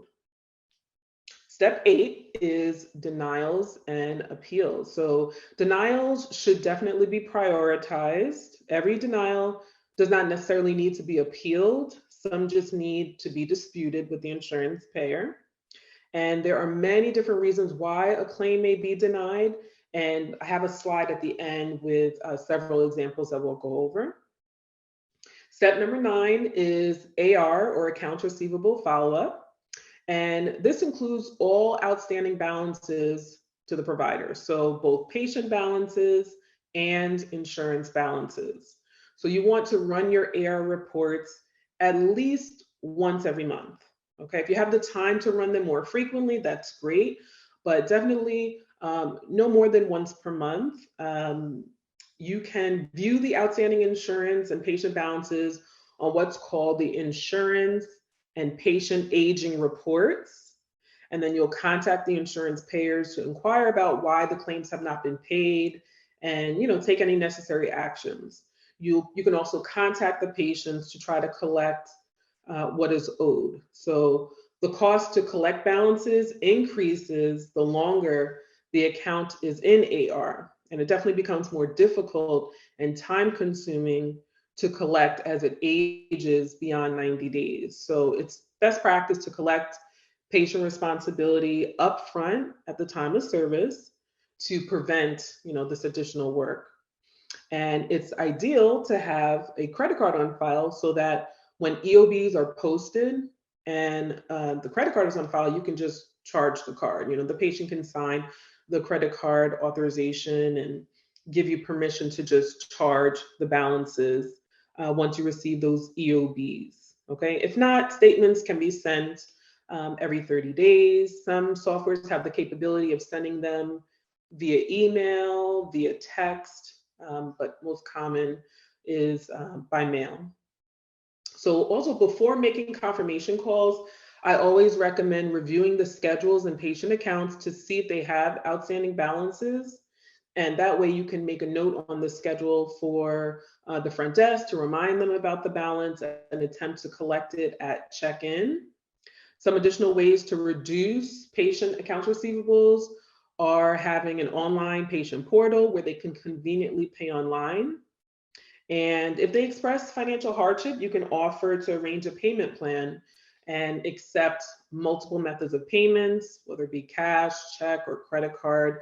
I actually remember several years ago, I went to a doctor's office and I checked in, and the receptionist asked to collect my copay. And I rarely carry cash. It's actually a bad habit. I never carry cash. And I only had my debit card. And she proceeded to tell me that they only accept cash and that I would have to reschedule my appointment. Okay, so I don't remember whether or not they confirmed my appointment, but that definitely would have been the appropriate time to let me know their office policy, because had I known, I would have been prepared with the cash. So communication definitely plays a role in keeping the accounts receivables low. And then the final stage or step is 10, collections. You may be responsible for soft collections, including sending multiple statements, sending emails or text reminders, and making phone calls to try to collect outstanding patient balances. And then if you're unsuccessful after possibly several months of attempts, the provider may decide to turn the account over to a collections agency. And a collections agency will take over the responsibility of contacting the patient to try to collect what is owed. Next page. Okay, so registration and scheduling. Just a little screenshot there of the demographic sheet. I'm sure we've all seen and completed one of these, whether it's on paper or electronically online. But these are some of the key questions that we need to ask when we're registering patients. And when we're verifying appointments, when they're checking in, we want to verify you have the most up-to-date information on file. So we need their full name, and this is the name that is on file with the insurance company, because sometimes patients like to give you their preferred name, but we need to have the full name that is on file with the insurance company, their date of birth, home address, phone number, email address, and then of course their insurance information. Next page.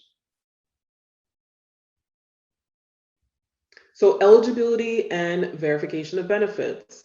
Just a few do's and don'ts. So do's, you want to scan the front and back of the insurance card. There's a lot of important information on the cards, and we'll go over that in a little bit.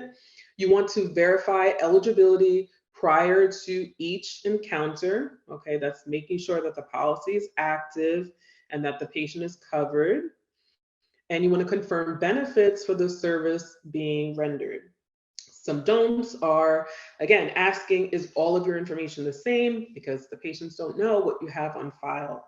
Not updating demographics in your practice management software. I know for some of my clients, I'm sure it could just be an oversight. They could just be busy, but sometimes they have the patients complete the forms and they scan it, but they don't actually update the software. Okay, so you still have to change that information in the software. And then not informing patients of their responsibility. Of course, it's the patient's responsibility to understand their benefits, but it's a really nice courtesy, and it really helps the process to run a lot more smoothly if you communicate with the patient and let them know what their responsibility is going to be. Next page. Okay, so this is just a sample insurance card. This one in particular is Emblem Health. A lot of important information on the card. The member name is there. So again, that is the name you want to register the patient under, because if you register them under a different name, the insurance company will not be able to locate the member when you submit the claim. Their ID number, okay, we want to accurately enter their ID number. This card doesn't have a group number on there. Every card doesn't, but if it does have a group number, you want to enter that as well. It tells you the network or the plan type. It has their copay information on there. On the back, it has important phone numbers, customer service, behavioral health, pharmacy, dental, provider services. That's the phone number we would be calling. So the patient is going to call customer service or member services. The providers and their staff will call provider services. And then the claims address. This is very important. When you're registering the patient, you want to select the correct insurance. You're selecting that correct address, in case you have to mail a claim. And then you're also selecting that correct payer ID number. I hope you can see that on the back of the card. It says payer ID 55247. This is extremely important for billing. When we enter the payer ID number in the software, this is where the clearinghouse is going to send the claim. Okay, so super important that we enter that correct payer ID number. If we select the wrong one, the claim will not be submitted to the correct place. Next slide. Okay, so types of patient responsibility. It's very important to understand the differences between these types of responsibility. You should be able to clearly explain them to the patient as well so that they feel comfortable, making their payments. So number one, copay, which is short for copayment. This is a fixed dollar amount the patient is responsible to pay for a service. So for example, $50, okay? $50 is their copay for each office visit. Number two, deductible. This is a fixed dollar amount the patient is responsible to pay before the insurance company starts to pay. So for example, the patient may have a $1,500 deductible that they have to meet before the insurance company starts to pay for a particular service, okay? And every service does not apply towards the deductible. For example, if they're coming in for an annual physical, that may not be applicable to their deductible. But if they're coming in for, I don't know, maybe a biopsy or some sort of other procedure, it may apply towards their deductible, okay? So sometimes when the patients receive the EOB and they see that there was no payment, they may think it wasn't covered. It was covered. There is an allowed amount under the allowed column, but it was applied towards your deductible, okay? And deductibles are kind of similar to auto insurance deductibles, how we all have an auto insurance deductible. That's a specific amount we have to pay that we're responsible for. Okay, so coinsurance is a percentage of the allowed amount that the insurance and patient are responsible to pay. So an example is 80-20. The insurance company will pay 80% of the allowed amount, and the patient will be responsible to pay the remaining 20% of the allowed amount, okay? And it's the allowed amount, not of the billed amount or the charge amount. And out-of-pocket maximum. So when this amount has been reached, the patient is no longer responsible to pay anything out of pocket for the remainder of their plan year. So let's say their plan year runs on a calendar year from January 1st through December 31st. And they have, for example, a $5,000 out-of-pocket maximum. Once they've reached that amount, and that's between their copay, their deductible, their coinsurance, once they've reached that $5,000 amount, they are no longer responsible to pay anything out of pocket. So let's say, they have a calendar year plan running from January 1st to December 31st. And in September, they've reached that $5,000 out-of-pocket maximum. Until December 31st, you will no longer collect, let's say if they have a copay or if they have a coinsurance, you will no longer collect that. The insurance company will pay 100% of the allowed amount, okay? And that's for the remainder of their plan year, and then it would reset on January 1st. Next slide. Okay, so these are some checklists that I created actually for my boot camp for my students.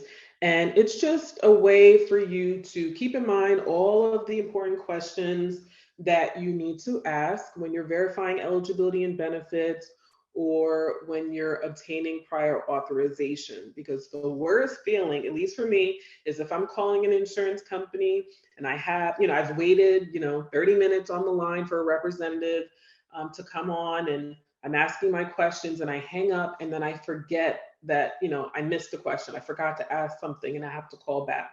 So, to this day, even 17 years in doing medical billing, I still use a checklist to make sure that I'm asking everything that I need to. Some questions for eligibility and verification. Is the policy active? Okay, what is the effective date of the coverage? Are there benefits based on a calendar year or a plan year? So every benefit year is not going to run from January 1st through December 31st. You want to confirm coordination of benefits. Is this their primary medical coverage, or do they have secondary insurance? Is the provider in or out of network? You want to know what their copay, deductible, and coinsurance, as well as out-of-pocket maximums are. Is authorization required? What is the maximum benefit allowed? So if they're having therapy, how many therapy sessions can they have? Is telehealth covered? Okay, and is it covered at the same benefit? What is the claims mailing address and payer ID number? And then you want to ask for the representative's name and the call reference number. You want to document everything. Prior authorization checklists, some things that you need to have on hand: the patient's demographics, all of the provider's information, name, address, phone number, NPI number, tax ID number. They're going to ask you the date of service. When will the services be rendered? What is the place of service? You'll need those CPT or HCPCS codes and the ICD-10-CM codes. They may request clinical information, so you may need to have that on hand. And then you'll provide them with the number of visits or units that you're asking for. And then you obtain the authorization number or pending authorization number, the effective and expiration dates. And then again, always ask for the representative's name and call reference number, and then document. Next slide. So what is medical coding? So there is a big misconception that medical billing and medical coding are the same, and that's because they're phrased together quite often, but they're two different roles. So medical coding actually takes place first, and medical coders are required to complete prerequisites such as anatomy and physiology, pharmacology, medical terminology, pathophysiology.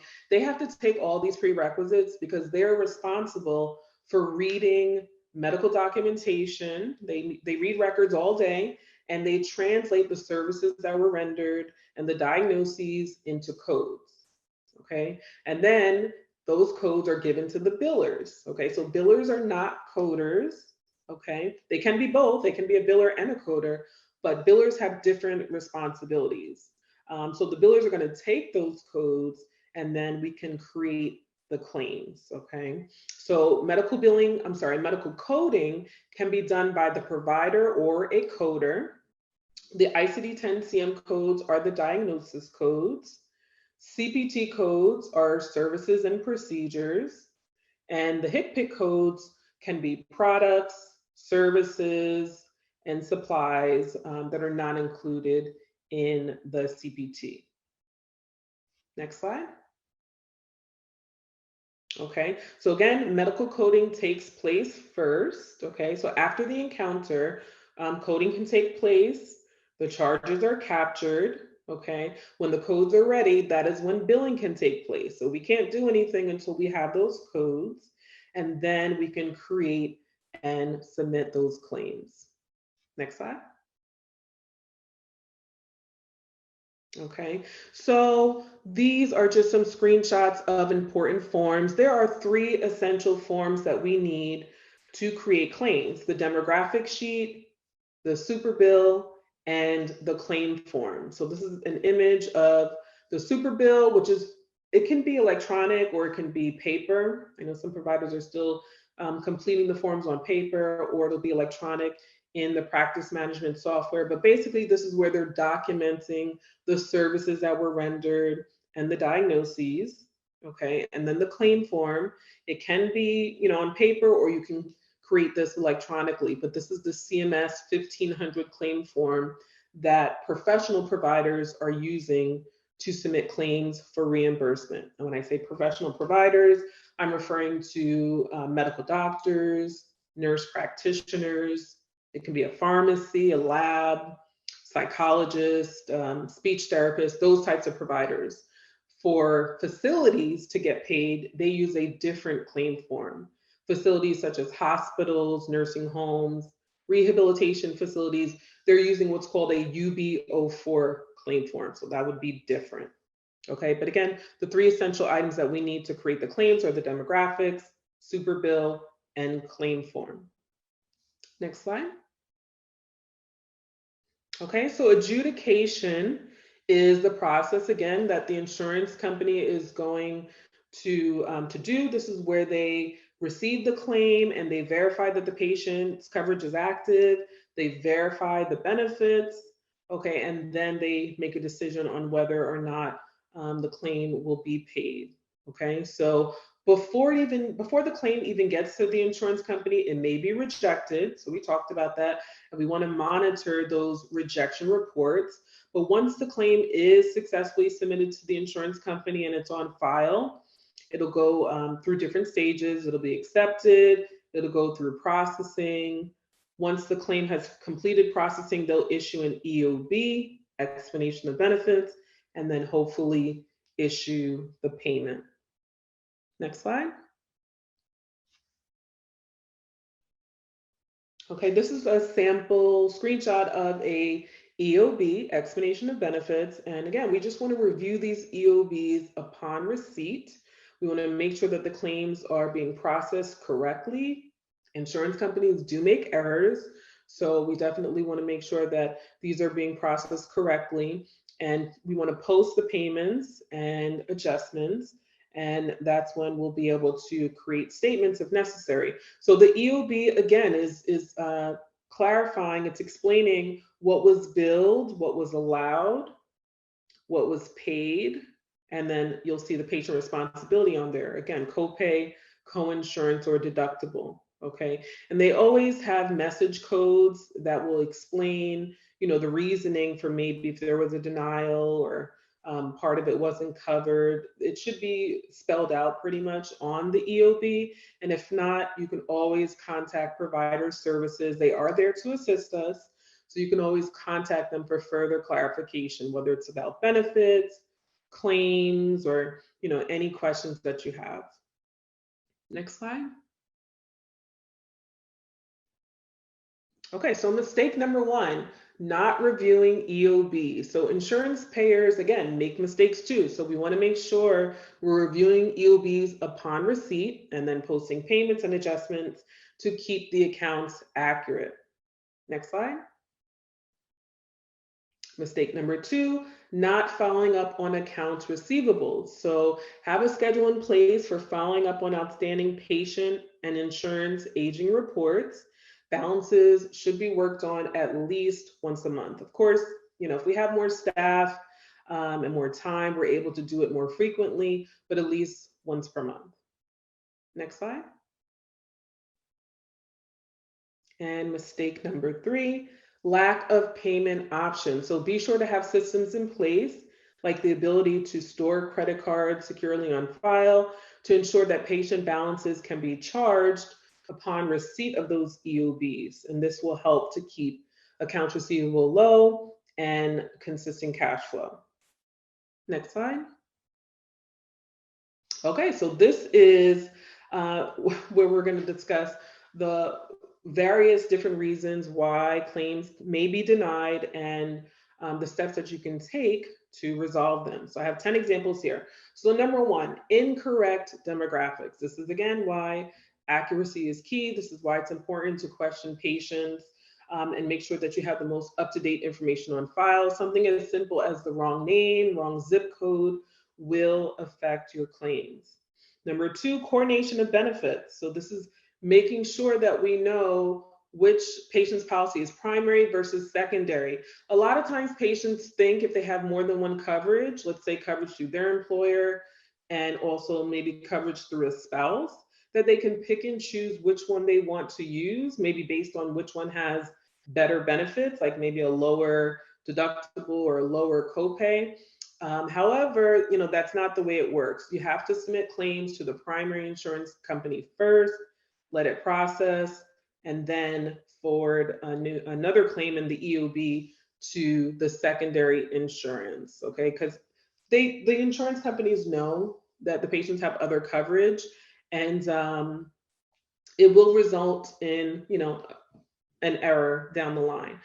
Even if you submit the claims, let's say to the secondary insurance, not knowing about the primary, and they pay, they can still come back 3, 4, 5, 6 months later and let you know that, we're aware that the patient had other primary insurance on file. So you'll have to refund us this money and submit the claim to the correct primary carrier. So to prevent all of that additional and unnecessary work, we just have to make sure we have the most correct and up-to-date information on file.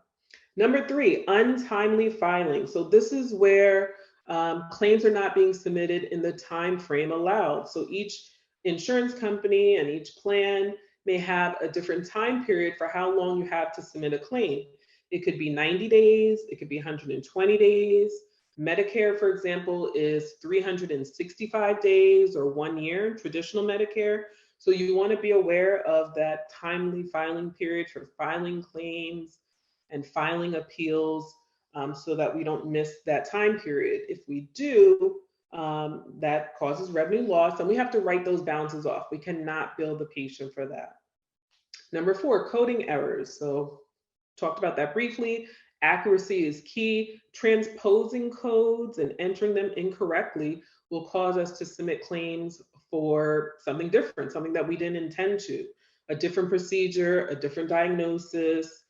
So accuracy is key.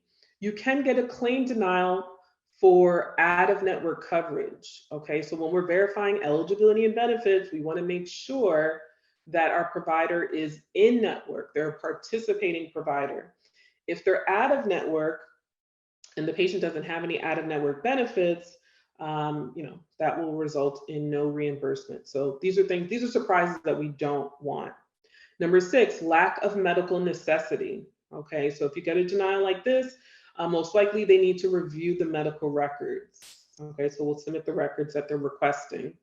Number 7, inconsistent place of service. So we want to be careful, make sure that we're submitting the correct place of service codes. There are many different codes. 11, for example, is office. 21 is inpatient hospital. 02 is telehealth. There are a lot of different place of service codes. So you want to make sure that we're submitting the accurate one for the service that was rendered. Number 8, missing referral. We need to know if a patient has, for example, an HMO plan, then they're going to need a referral to see a specialist. So we need to make sure that we have that on hand prior to services being rendered. Number 9, a non-covered service. So again, had we verified the benefits before the services were rendered, we would know whether or not the service is covered, okay? And number 10, no prior authorization. This is really important. If you have a claim that's denied for no prior authorization, we cannot bill the patient for that. That is the provider's responsibility. The provider is the one that has a contract with the insurance company that states that we will obtain prior authorization when needed, okay? So we want to make sure that we take care of those responsibilities. Next slide. And that is the conclusion. So in conclusion, successful medical billing is directly linked to a healthy revenue cycle. A well-trained medical biller and coder will have the knowledge and resources to facilitate clean, accurate, and timely claims, lower rejections and denials, and maximize reimbursement. I hope these tips that I discussed today help to improve your revenue cycle management. And again, thank you for the invitation. And if we have time, I am happy to answer any questions that you may have. Thank you so much. Don't see any questions in the chat, but I will take this opportunity to ask folks if they'd like to raise their hand. They can unmute and ask a question, or they can drop the question into the chat as well. So we'll just give it a minute here. Okay. Okay, I'm not seeing anything come in, but thank you again so much for such an informative session. Just for everyone who is in attendance, we'll be sure to share the recording and slide deck next week so we can review all this great information. Just to note for now, we are on to our next break for 15 minutes. We have a break until 10:45, and everyone will be in the main room for the next session, which is focused on cultural competence. So feel free to step away, and we'll see you back here at 10:45. Okay, welcome back from the break, everyone. We'll go ahead and move forward with our next session. So as a reminder, this is open to everyone in the main session, so there are no breakout rooms currently. This session is focused on cultural competence. I will go ahead and hand it over to Jasmine at this point and Maya to take over this session. Thanks so much to both of you for being here. Thank you. And let's see, can you all hear me? Yes. Perfect. All right, so my name is Jasmine Leonard, and I'm a Health Equity Enterprise Manager at Care First, and I'll allow Maya to introduce herself. All right, hopefully you all can hear me too. Hi, everyone. My name is Maya Dean Polyak. I am one of Jasmine's colleagues at Care First Blue Cross Blue Shield. My title officially is I work as a pediatric population health strategy consultant at Care First, and I'm very happy to be here today. Okay, great. So we are here today to talk about cultural competence. And before we get started, we want to let you know what you're in to expect. So our agenda is to go over some foundational knowledge. We'll go over definitions and key terms. Then we'll discuss some of the equity in Maryland, and then go into a deeper dive on exactly what cultural competence is, provide you with some examples, and then give you some recommended next steps. At the end of this presentation, our hope is that you understand the importance of cultural competency in primary care, that you can identify strategies for improving cultural competency in healthcare, and then that you can learn how to incorporate cultural competency in your roles. Also, feel free to put messages in the chat. We hope that this is interactive and that you feel like you can just ask us questions as we're going. So usually I start any of my presentations that are talking about cultural competence or structural racism in healthcare with this tweet.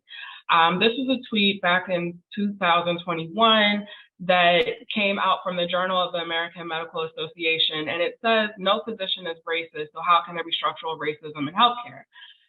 This was a tweet that they were using to preview a podcast that they had, in which they essentially said that structural racism doesn't exist within healthcare, and that within the healthcare system, doctors, given the place that they have, like, that's just not enough. It's not a possibility.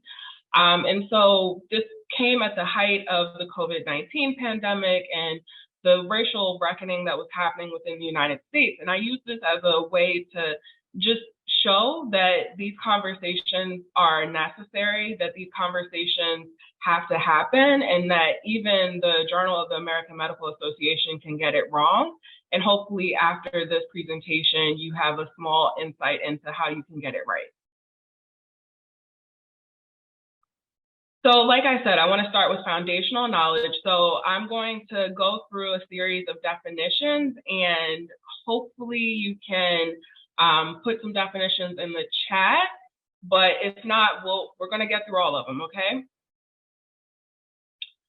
All right, so the first word is culture. And can anyone drop in the chat how you would define culture? There's no wrong answer. Yes, okay, customs, belief systems of a community, belief. Perfect. So yeah, so that is essentially culture. They're the integrated patterns of human behavior that include language, thought, communication, beliefs, customs, yep, institutions of racial, ethnic, religious, or social groups. Exactly. All right, and how do we define race? Ethnicity, okay. All right, so for race, and this is a definition that I want to be very clear about. So when we define race, it is a socially constructed system of categorizing humans largely based on observable physical features or phenotypes, such as skin color and ancestry. So I think the important part here is it's a socially constructed system. It is not biological. Race can and does change with the system or with the society as it grows, as it evolves, and essentially we just want to be very careful in understanding that race is not biologically made. It's something that as humans, as Americans, we have designed and constructed and evolved over time. All right. Ethnicity is our next word. So I saw that this came up with culture, it came up with race. And yes, ethnicity belonging to a particular group absolutely is a grouping of people who identify with each other on the basis of shared attributes that can be traditions, ancestry, language, history, society, culture, you name it. And what about implicit bias? I know this one is definitely a term that has been used a lot more. And in the state of Maryland, actually, providers are required to take implicit bias training. So hopefully we can get an answer for this one. Okay, so someone says implicit bias occurs automatically and unintentionally. Yep. Any others? All right. Judgments, yes, yes. Implicit bias, it can hurt others. Yes, absolutely. So the implicit bias are our unconscious attitudes, our prejudices, our stereotypes that can manifest in many ways, can manifest in our criminal justice system, our workplace, school settings, and in the healthcare system. Someone also wrote unconscious favoritism toward or prejudice against people of a particular ethnicity. And yeah, so I think people are only direct messaging me, but I am getting messages. So thank you all for participating. All right. Explicit bias. So we know the implicit bias or the unconscious stereotypes. So what might explicit bias be? Explicit bias might be when it's mentioned. Right, these are going to be the overt direct favoritism. Yes, this is the overt type of bias. This is when we automatically have attitudes and beliefs and then we express them. And sometimes it can be as a perceived threat. So I fear that someone who does not look like me might do something to me, right? That's a example of explicit bias. All right, a few more terms. Social determinants of health. Another buzzword that hopefully you have heard before, that you have an idea of what the social determinants of health are. Identifying social needs that affect patients. They can be barriers to healthcare. They are where people live, work, go to church, etc. Yes, yes. So social determinants of health someone wrote environmental conditions that affect a person. An example can be lack of resources. Absolutely, you all are spot on with this one. So social determinants of health are the conditions in the environment in which people are born, live, learn, work, play, worship, and age that can affect a wide range of health functioning and quality of life outcomes and risks. All right, we've got a couple more. Social structures. So similar to social determinants of health, but a little bit different. Does anyone want to social structures, offices, stores, hospitals, labs. Yep. Homes. Neighborhood. Yes, exactly. So the social structures are the policies, our economic systems, our institutions that have produced and maintained modern social inequities, but as well as health disparities. And often these disparities and these discriminations are along categories such as race, class, gender, sexuality, and ability. Last one, health equity. And this is by far my favorite term. I use it all the time. But does anyone want to give a definition of health equity? Having equal access to healthcare, yes. Access to healthcare services, fairness to all for healthcare, benefit of positive health enforcement for patients, regardless of the population, high level of healthcare to all.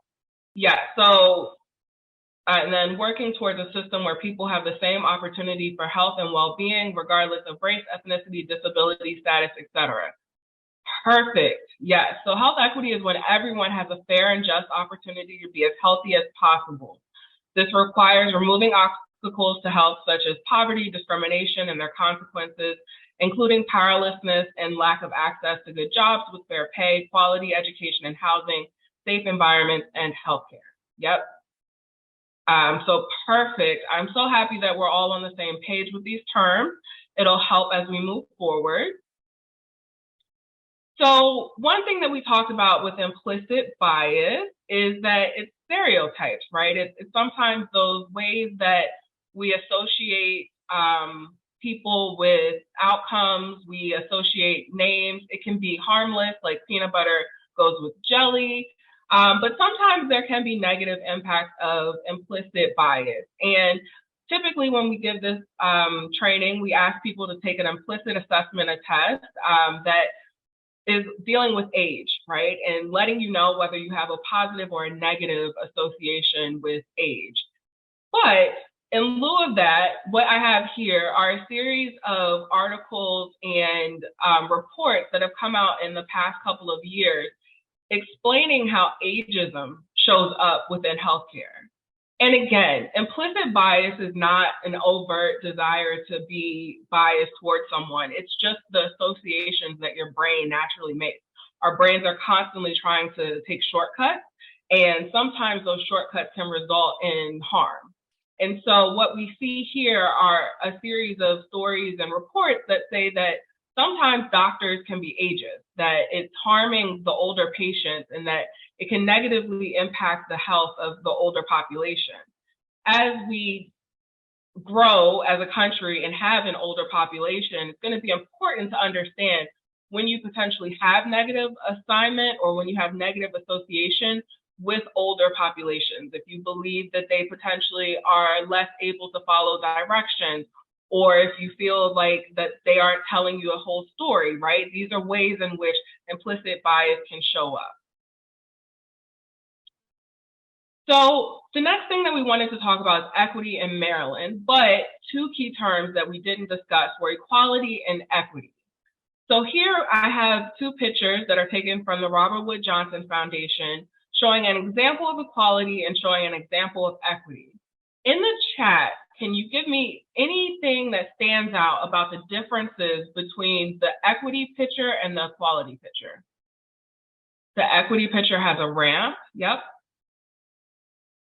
It also has signs and speakers, yep. Sound with the equity photo, yes. There's stop and go signs, yes. So what you see with this equity photo is that it's a lot easier for everyone to get across the street or everyone to move at this intersection because there have been signs put in place, there's been visuals put in place, and it's allowing anyone to get to the next side of the road, right? But when we do equality, we're saying that everyone gets the same thing. So everyone has a sidewalk, everyone has an opportunity to potentially cross the street, but for someone who might be disabled or someone who is elderly or someone who potentially cannot see or hear, how do they cross the street? Yes, they have the opportunity, but how do they get there? And that's what equity is. Equity is saying that everyone gets exactly what they need and that you understand the barriers and the circumstances, the conditions, the social determinants of health, the social structures that are in play that might prevent them from being able to get across in the same manner. So let's take a look at equity in Maryland. So Maryland is a state like all other states in the country that have had disparities prior to the COVID-19 pandemic. The COVID-19 pandemic highlighted the disparities, but they were there before.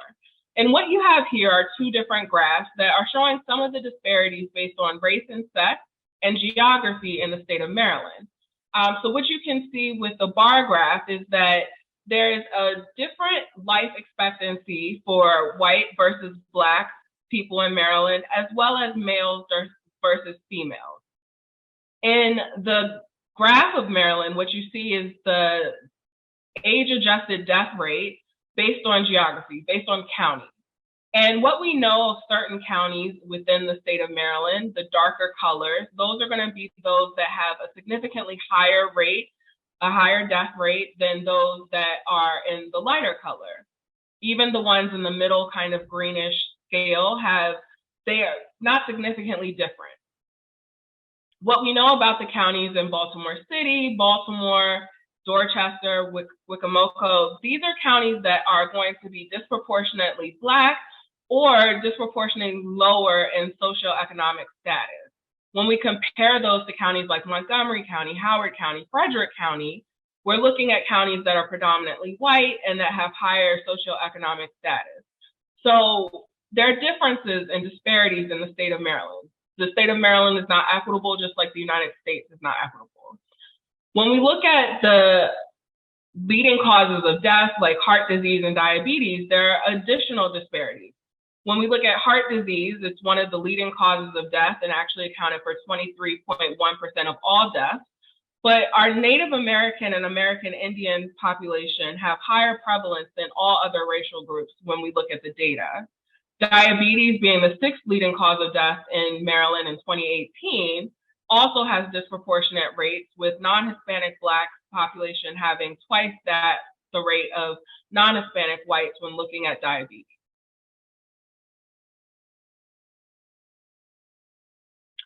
So again, really wanting to hone in on the fact that there are differences, there are disparities here in the state. This is another graph looking at the life expectancy. And again, you see the juxtaposition of life expectancy as low as 56 years in Baltimore City, in Baltimore County, compared to that of Howard County, Montgomery County, where people can live up to 81 to 97 years old. So again, when we're looking at why social determinants of health are important, why cultural competence is important, it's so that we can get to that end goal of health equity.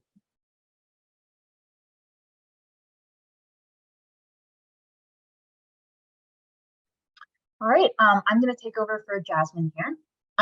So, now knowing that these disparities exist, as Jasmine talked about, let's pivot to cultural competence to better understand how to take action to improve quality of care for patients. And if I'm looking up, sorry about that, I'm just operating from 2 different screens here. All right, next slide, please. So first, let's discuss some key terms. As you can see, the ones on the slide here all pertain to cultural competence. So just to kind of make sure that everyone's on the same page here. First, we have cultural competence, which, as you can see on the slide, it's a set of congruent behaviors, attitudes, and policies that come together in a system, agency, or among professionals that enables effective work in cross-cultural situations. So cultural competence as a concept was introduced only in the 1990s. It hasn't been around that long when it became a standard for patient-centered care. In healthcare, cultural competence can look like many different things. You can provide documents in more than one language, explaining patient care at a 5th grade reading level, acknowledging a patient's chosen name or a patient's pronouns, for example. And then from cultural competence, other things stemmed from it, right? Cultural competence helps introduce new terminologies, new ideas, a lot like, cultural humility and structural competence, which are our next 2 terms on the slide here. We've got cultural humility. And I know sometimes there can be some confusion between humility and competence. So to kind of clear up that confusion, cultural humility is the ability to reflect and critique one's own ability to learn and understand someone else's culture and beliefs. So hopefully that clears up any confusion between, cultural competence and cultural humility. And then our last term here on the slide is structural competence. And structural competence is basically a conceptual framework integrating the impact of social structures, SDOH, with a call to action of healthcare professionals to recognize how, historical institutions, markets, healthcare delivery systems, how they shape symptom presentations when you see your patients. Next slide, please.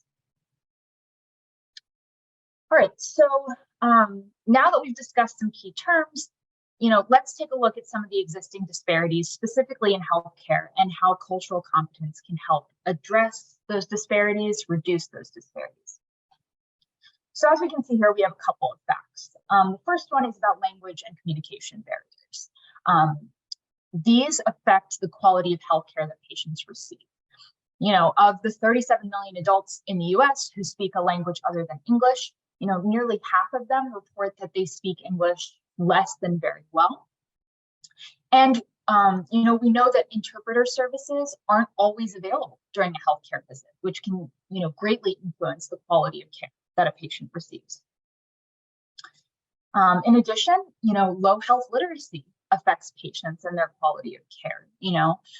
People with low health literacy skills tend to use more health services with an estimated cost in the billions in additional healthcare expenditures. In addition to health literacy and language, race is another factor. Black Americans, Latinos, and Asian Americans are more likely to report that they would have received better care if they had been a different race or ethnicity. And Black Americans specifically are more likely than other minoritized groups to feel that they were disrespected during a healthcare visit. So, we see all of these disparities in healthcare settings. So, how can cultural competence help address some of these issues, reduce these gaps? So addressing SDOH specifically through culturally competent care can result in several positive outcomes. One of those is that a greater financial return on investment. In addition to financial returns, we also see, culturally competent care, reducing provider burnout, and also obviously improving patient experience when seeking healthcare and when receiving healthcare. Next slide, please, Jasmine. All right, so, now that we've discussed the terms, the facts, let's talk about application, right? What next steps do you plan on taking in your positions, in your healthcare settings, to improve patient experience? Next slide, please. So before we get into the actual concrete strategies, let's break it down and, let's look at, the steps it takes to just make a change in general. So some of you might be familiar with the trans-theoretical model of behavior change. Whether you are or you aren't, don't worry. You can find a brief refresher or an introduction to the model here on the left side of the slide. Now, this model takes us through the progression of how behavior change occurs. So first up, we have the pre-contemplation phase, which is basically a stage where a person is not quite ready to consider making a change just yet. After pre-contemplation, next comes the contemplation phase. This is where a person starts to consider that, there may be an issue and some room for improvement. After that comes the preparation phase, where a person prepares to make a change. Perhaps they take stock of and gather the resources that they will need to make the change happen. That might be timing, physical space, supplies, staffing, financial resources, etc. So after you prepare, it's time to move into the action phase, actually implementing the change that you want to make. And once the change has been implemented, then comes the maintenance phase. Now, I want to pause here and just kind of emphasize the maintenance stage. This stage often gets overlooked as just a phase to continue the change moving forward. But I want to take a moment to kind of say it's more than that. Maintenance isn't just about maintaining this new change, it's about evaluating the change. Is this change accomplishing the goal that it was intended to? What's working? What could be better about the process? So make sure not to overlook this phase when implementing change, because as you can see in the model, behavior change is an iterative process. It's not a once and done deal. And if you're truly invested in making a change to make patient care more culturally competent, it must be a continuous process, because cultural competence in itself, continues to be evolving. So, switching gears from the behavior change model a little bit, let's look at the right side of the slide. On the right side of the slide, you'll see a modified version of the social ecological model. And this model is here to help identify who or what your change should impact. So for example, is the change you want to make intended to address someone at the individual level? Maybe it's intended to address something on the interpersonal level, perhaps among your colleagues. Or is it intended to impact something larger, something like policies, regulations, etc.? So now it's time to put it all together. Let's bring these two models together, and I'd like to ask you all a question. So this is, again, an interactive portion, so feel free to post in the chat. So in looking at the behavior change model on the left, what do you think is the best phase in which to consider or decide the level of impact you want the change to have? And I'm going to put that in the chat just so everyone can see it and then can post in the chat.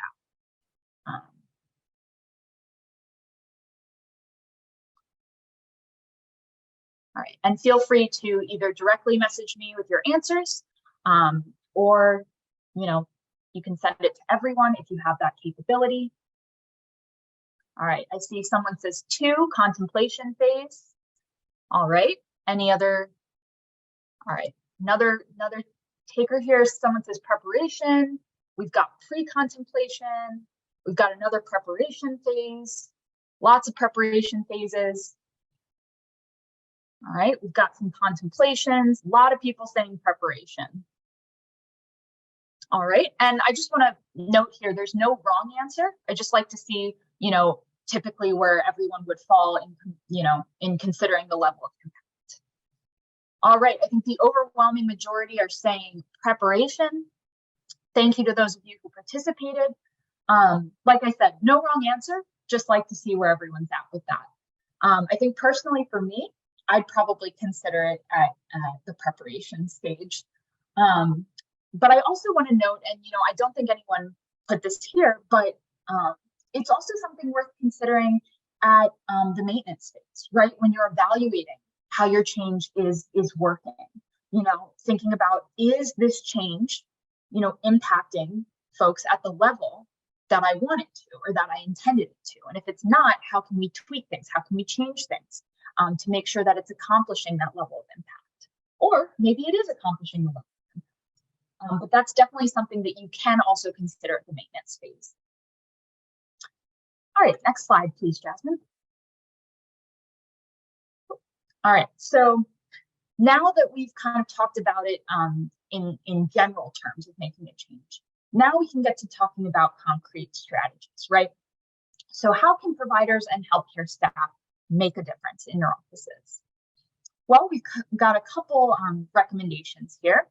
The first is to recognize the pervasive legacy of structural racism and implement changes at the practice to reduce disparities that have been perpetuated by structural racism.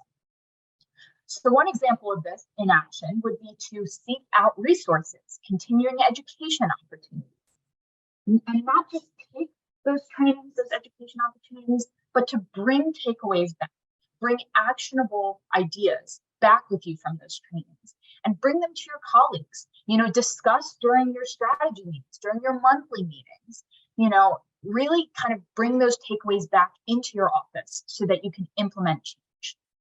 And again, this is an ongoing process, evolving process. That's why, it's great to kind of seek out those continuing education opportunities.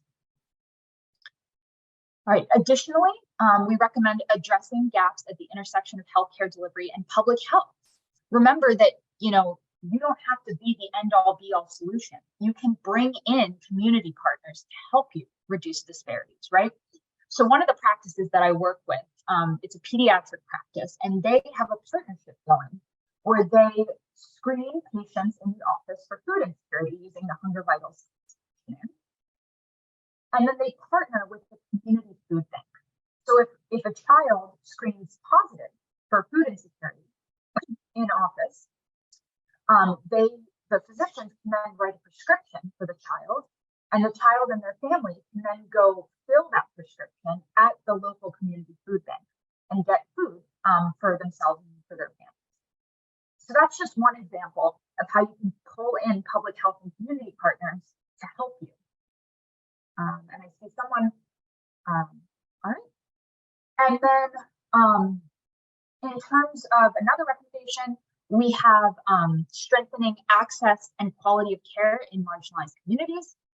An example of this would be contracting with an interpreter service to better care for patients whose first language is not English. And if you want to take it a step further, look into in-person and virtual options. The pandemic has caused a huge rise in virtual care options.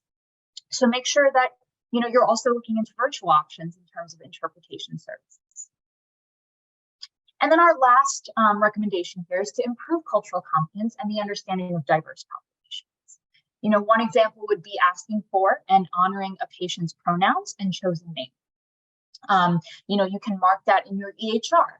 You can make sure that when you review patient charts before the patient comes in, everyone is on the same page in terms of referring to that patient with the pronoun that they have. All right, next slide, please, Jess. All right, and now we have some concrete takeaways for you all. These here are 5 recommended activities for all providers and staff. So the first one, complete at least one implicit assessment test. And some of you may be familiar with this test. It's online, and you can take it for a number of different, aspects. And basically, it helps you understand implicit biases that you might hold. This is a great assessment test to take if you're getting the conversation started. I know a lot of trainings or a lot of discussions often start with having folks take an implicit assessment test of their choosing. They have one on race and ethnicity. They have one on LGBTQ plus. They have one on age, religion, etc. So you can choose which one you'd like to take. And people generally find this pretty interesting to see, what implicit biases they may hold, but that they may not be aware of. Another step you could take is to complete a health equity training. There are lots of health equity trainings out there. We have some through Care First. If you Google health equity trainings, you can find a bunch. The Office of Minority Health is another great resource. They have a database of training centered around health equity and reducing health disparities. Another option is to complete the primary care self-assessment checklist. This checklist is basically intended to increase awareness and sensitivity of personnel to the importance of cultural and linguistic competence. Another option then is to, get started identifying a practice strategy to improve cultural competence in your office, in your place of work. And then once you've identified it, it's time to implement. Implement that strategy to improve cultural competence. And again, like I said, evaluate it, continually update it. Make sure that it's not just a once and done check a box thing. It's something that you return to. It's something that you discuss. It's something that you accept, patient feedback, right? To understand how best to execute the strategy and keep it going. Next slide, please. All right, now we're moving into our portion of Q&A. We have a couple questions for you all. Again, this is going to be an interactive portion. So I'd like to ask you all at this point to go ahead and chime in the chat with your answers. So Jasmine, if you could just advance the slide, please. All right, so our first couple questions here. Number 1. All right, and it looks like we have a poll up, so feel free to answer on the poll or in the chat. If you answer in the chat, just please make sure that you send along the number of the question that you're responding to so that we know. But go ahead and enter your answers in the poll or in the chat. And I see we've already started to get a couple of answers, so thank you to those of you who are answering now. Looks like we're getting a lot in. Okay. Looks like we're getting pretty good consensus on the first question. Let's see. All right, we still got folks chiming in, so it's not too late. If you're just looking at the poll now, feel free to answer in the poll or in the chat. I see some folks are answering in the chat. Thank you to those folks who are answering. And it looks like we're 32%. So I think, do we want to get it to 50% and then we'll close it? All right, that sounds good to me. All right. All right, folks, we're creeping up. getting close to 40% here. Let's see if we can get 50%. If you're nervous, the answers in the poll are completely, anonymous. We can't see who answered what, so don't worry. All right, we're about 45%. Let's see if we can get so close. All right, 48. All right. Hit 50. Perfect. All right. And I see that we still have some people that answered in the chat. So I think we exceeded our goal. I appreciate the engagement. Yeah. All right. So let's end. I'm going to share the results out with everyone. And so let's go over the answers. All right. I'm going to stop sharing now. And let's actually discuss a little bit for some of these answers. So the first question was, race is a biological system of categorizing humans based on observable physical features, phenotypes such as skin color and ancestry. Is this true or false? The majority said that it was true.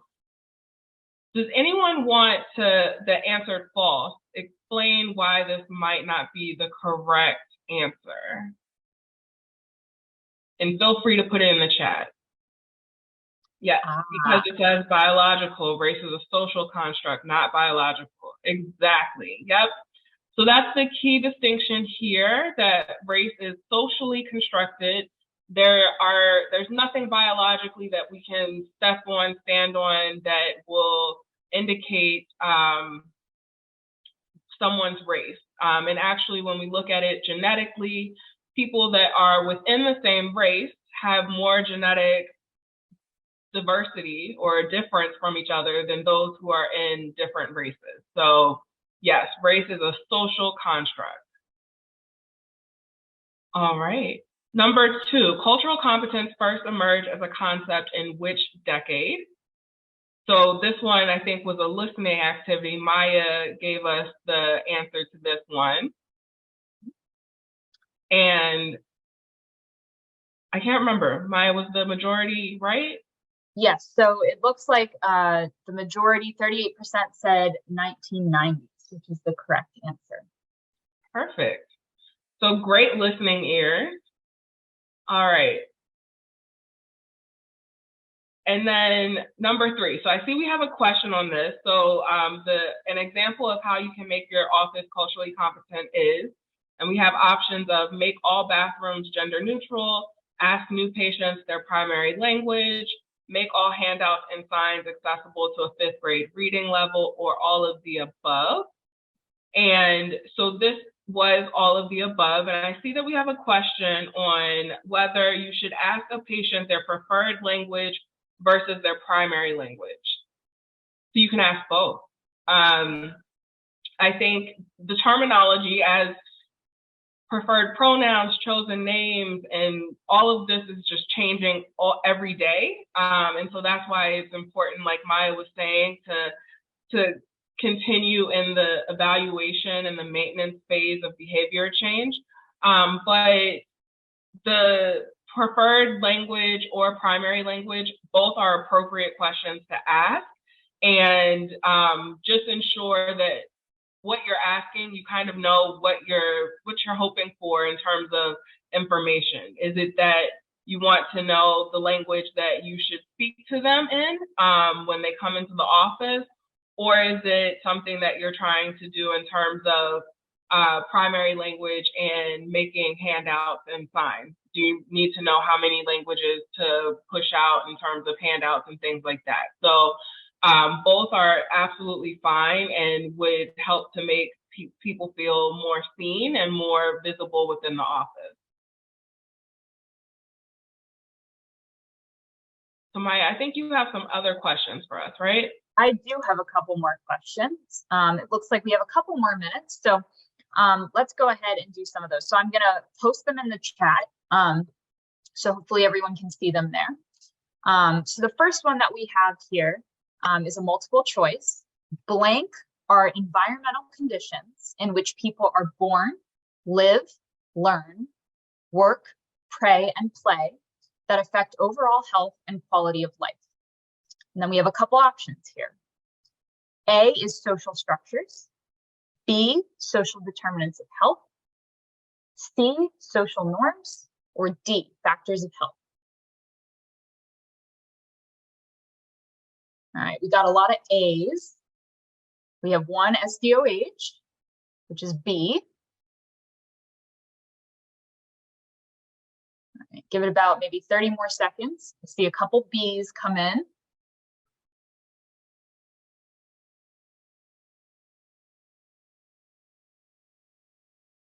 All right, I see a couple more B's. I see a C, which is social norms. Another B.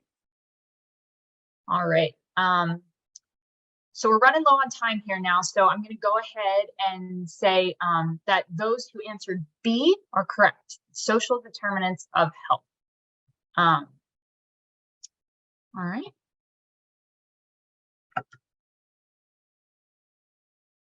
All right, should we do, let's see, maybe we have time for one more? Yep, let's do one more. Okay. All right. Our next question here. All right, and this one is also a listening activity. I mentioned it in one of my slides. Providing structurally competent care can result in which of the following outcomes? A, improved patient experience. B, reduced provider burnout. C, return on investments. D, all of the above. All right, I'm seeing a lot of D, all of the above. Lots of D. Yes. Give it 10 more seconds here. All righty. Looks like everyone got that one. It is, in fact, D, all of the above. And I think we're just right up against time here. So we can probably wrap it up here. I want to thank everyone for their participation. I know we had some interactive portions, so I really do appreciate everyone chiming in. Thank you so much for having myself and Jasmine. Jasmine, if you want to say anything else, feel free.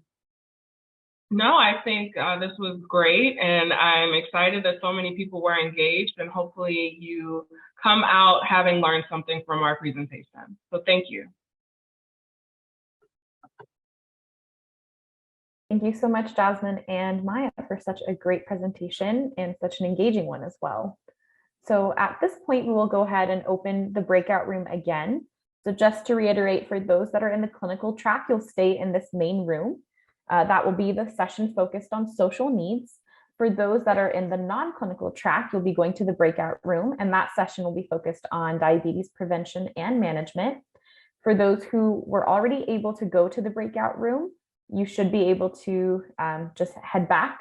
For those who are new or have recently joined, let us know and we can add you to that room if you're having any difficulty. Otherwise, you should be able to self-select and join a breakout room, but let us know if you experience any issues.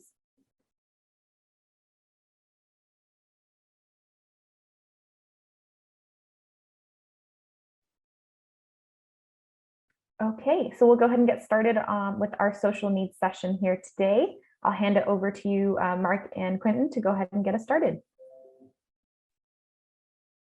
Good, thank you, everybody. My name is Mark Rabner. I am Chief Medical Officer at CRISP and CRISP Shared Services, the Health Information Exchange from Maryland. I am a practicing pediatric hospitalist, and for the last 4 years, I've been working with CRISP, focusing on social determinants of health data and how we can better share SDOH data. So that's what we're going to be talking a bit about today. And I'm joined by Quentin Askew, who's the president and CEO of Maryland 211. So we're going to have a little tag team. I'll talk a little bit about screening and identifying social needs, and then Quentin's going to walk us through, okay, once you identify those needs, now what? I will say that it's worth noting that CRISP as an organization, we encourage data sharing of screenings, but we are also agnostic to the tool and assessment that you're using to identify social needs. So if you're thinking about implementing screenings, there are some really amazing resources that I'll highlight during this presentation, and I'm happy to share those with you all. Let's see if I can move slides here. Next slide, please. Thank you. Perfect. So first, I would just want to share a quick clinical case of a patient I had not too long ago. So this is an 8-year-old girl. She has a 4-year history of poorly controlled mild persistent asthma. And she came to me for her 3rd admission for an asthma exacerbation in 18 months. So I'm a hospitalist, so we as the inpatient team do a pretty good job of getting her through her exacerbation, treating her acute illness, and getting her home. We do education, we provide prescriptions and resources to the families. But in this situation, she kept coming back. And it turned out that we weren't really addressing the root cause of her exacerbations. We found out that she lived in a low-cost apartment with a negligent landlord, and he did not remediate the mold that was in their house or the rodent infestation that was causing her asthma exacerbations. And we, there's little we could have done to help prevent her from coming back without addressing some of those root causes and even identifying those root causes. And so on the next slide is a quick poll question. I'm going to see if I can advance slides myself. If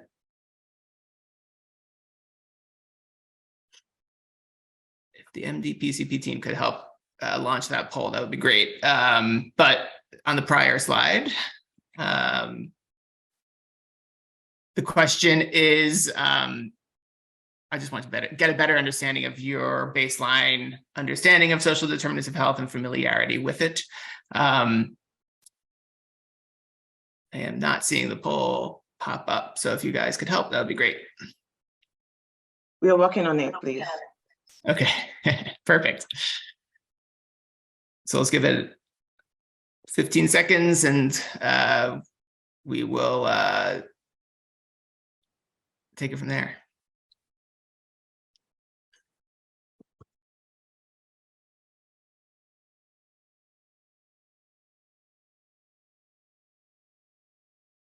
All right. Please give us a minute.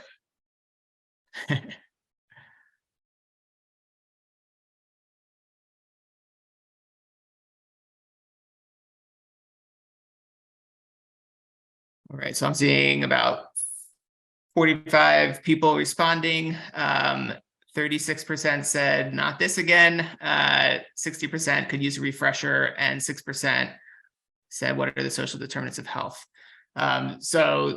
I appreciate those that said not this again.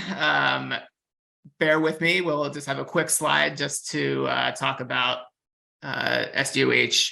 I know you heard just about it on the last call, the last session, so I won't belabor the point, but so social determinants of health, you also may have heard about social drivers of health, SDOH, health-related social needs. They're all very similar. There's slight differences, but for the purpose of this conversation, you may hear them used interchangeably. They are the conditions that people are born, grow, work, live, and age. And they're really the wider set of forces and systems that are shape the conditions of daily life. You can see on this graphical representation on the left, healthcare really only accounts for about 20% of patients' health outcomes. You may hear different numbers about how big of an impact social determinants of health have, but anywhere between 60 and 80% of patients' health outcomes are related to SDOH. I had a conversation with a Maryland hospital executive not too long ago, and they did an internal analysis on all of their readmissions and potentially avoidable utilization. And they thought that the root cause of 80% of their readmissions was an unmet social need and 60% of their potentially avoidable utilization. So huge impact on patients' care and outcomes. Next slide, please. Thank you. So I want to share a little bit about the value of social needs identification. So I adopted this from the National Academy of Sciences report that came out a couple of years ago about how healthcare can help identify and address social needs.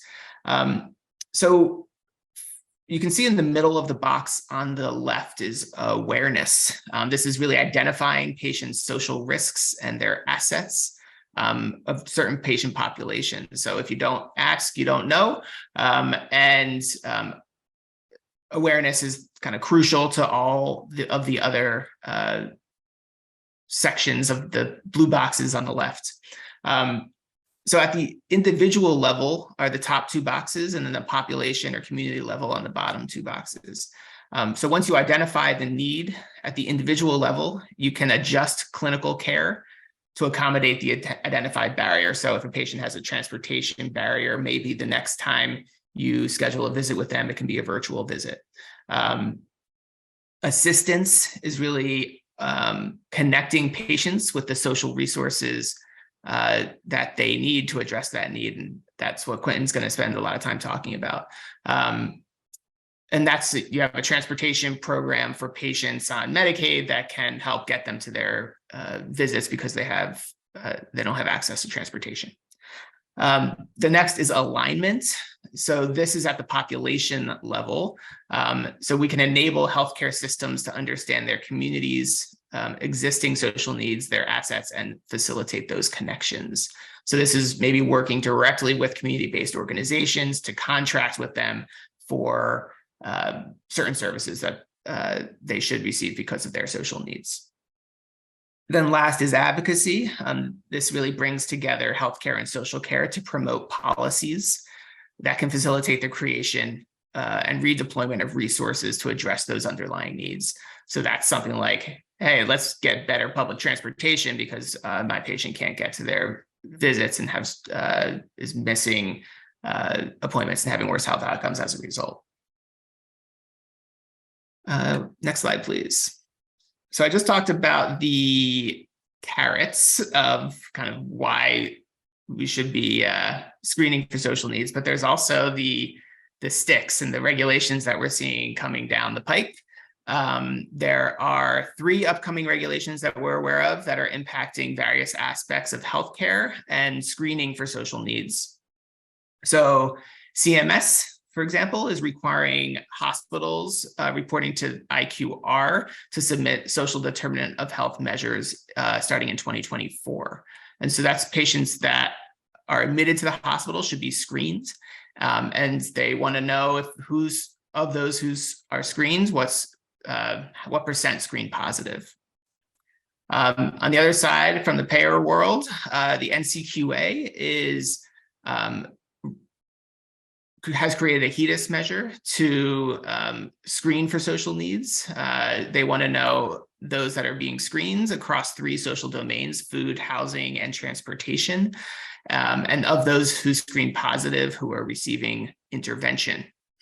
And then last, we have our favorite JCO, assessing health-related social needs for getting those screenings and connecting those patients to community resources. One caveat to that is they are interested in, you can either report on your entire population or a representative sample of that population. So with that in mind, I wanted to ask if we could launch the next poll question, which will any of these upcoming regulations impact your organization? Yes, no, not sure.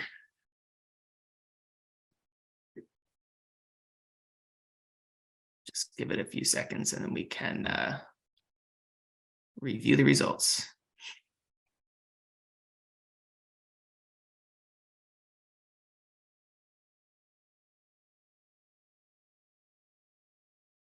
All right, so we have about 40 responses. 56% says yes, 8% no, and 36% unsure. So thank you for that. I think that goes to show that if you're not already screening for social needs, hopefully this presentation as a starting point to help think about how you can start implementing some of these. It's clearly important to a lot of you folks. So thank you for that. Next slide, please. And next, thanks. So I wanted to talk a little bit about assessments. So at CRISP, we've worked a lot with various different organizations, dozens of different organizations across the last 3 or 4 years to better understand what they're doing to identify social needs and what tools they're using and how they're implementing these tools. As I said at the beginning, we are agnostic to whichever screening you choose to use. We hope that when you think about implementation of screening tools, that you consider all your population and what's important to them, and your specific clinic and their needs there. There are dozens of assessments available. If you are looking for resources and you're just starting out in screening, University of California, San Francisco has this called the Siren Project. I highly recommend searching for them. They have a social needs screening tool comparison table that will help you weigh the pros and cons of different screening tools. They have a lot of research talking about state of the science, implementation resources. I even included a recent publication that gives kind of an overview of the state of the science around social needs screening and implementation. There's also the Gravity Project, which is another fantastic resource to help understand the technical implementations of screening, especially if you're trying to implement it within your electronic health record. We do suggest that when you're thinking about which screening works best for you, there are a lot of standardized and validated resources. We would strongly recommend considering using those resources as they have been validated and are easier to share with organizations like CRISP, who can then allow it to be available to other members of the care team.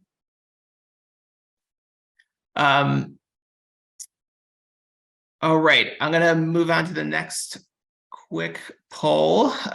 In a given year, today, or currently in this last given year, how many of your patients do you assess for social needs?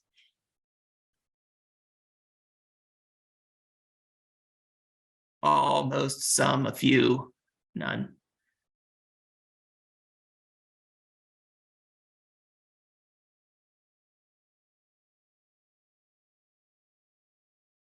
Right, that's fantastic. So that's about 50 responses. 31% say all, 42% most, 23% some, and 4% a few, and none. Great. So that's fantastic to hear. I'm glad to know that you guys are doing this already. And on the next slide, I wanted to talk about the different ways that some organizations are choosing to assess for social needs. There's different workflows that are available. We've heard as CRISP of many different approaches. One can be clinician-led. We often hear about delegating to office staff or community health workers.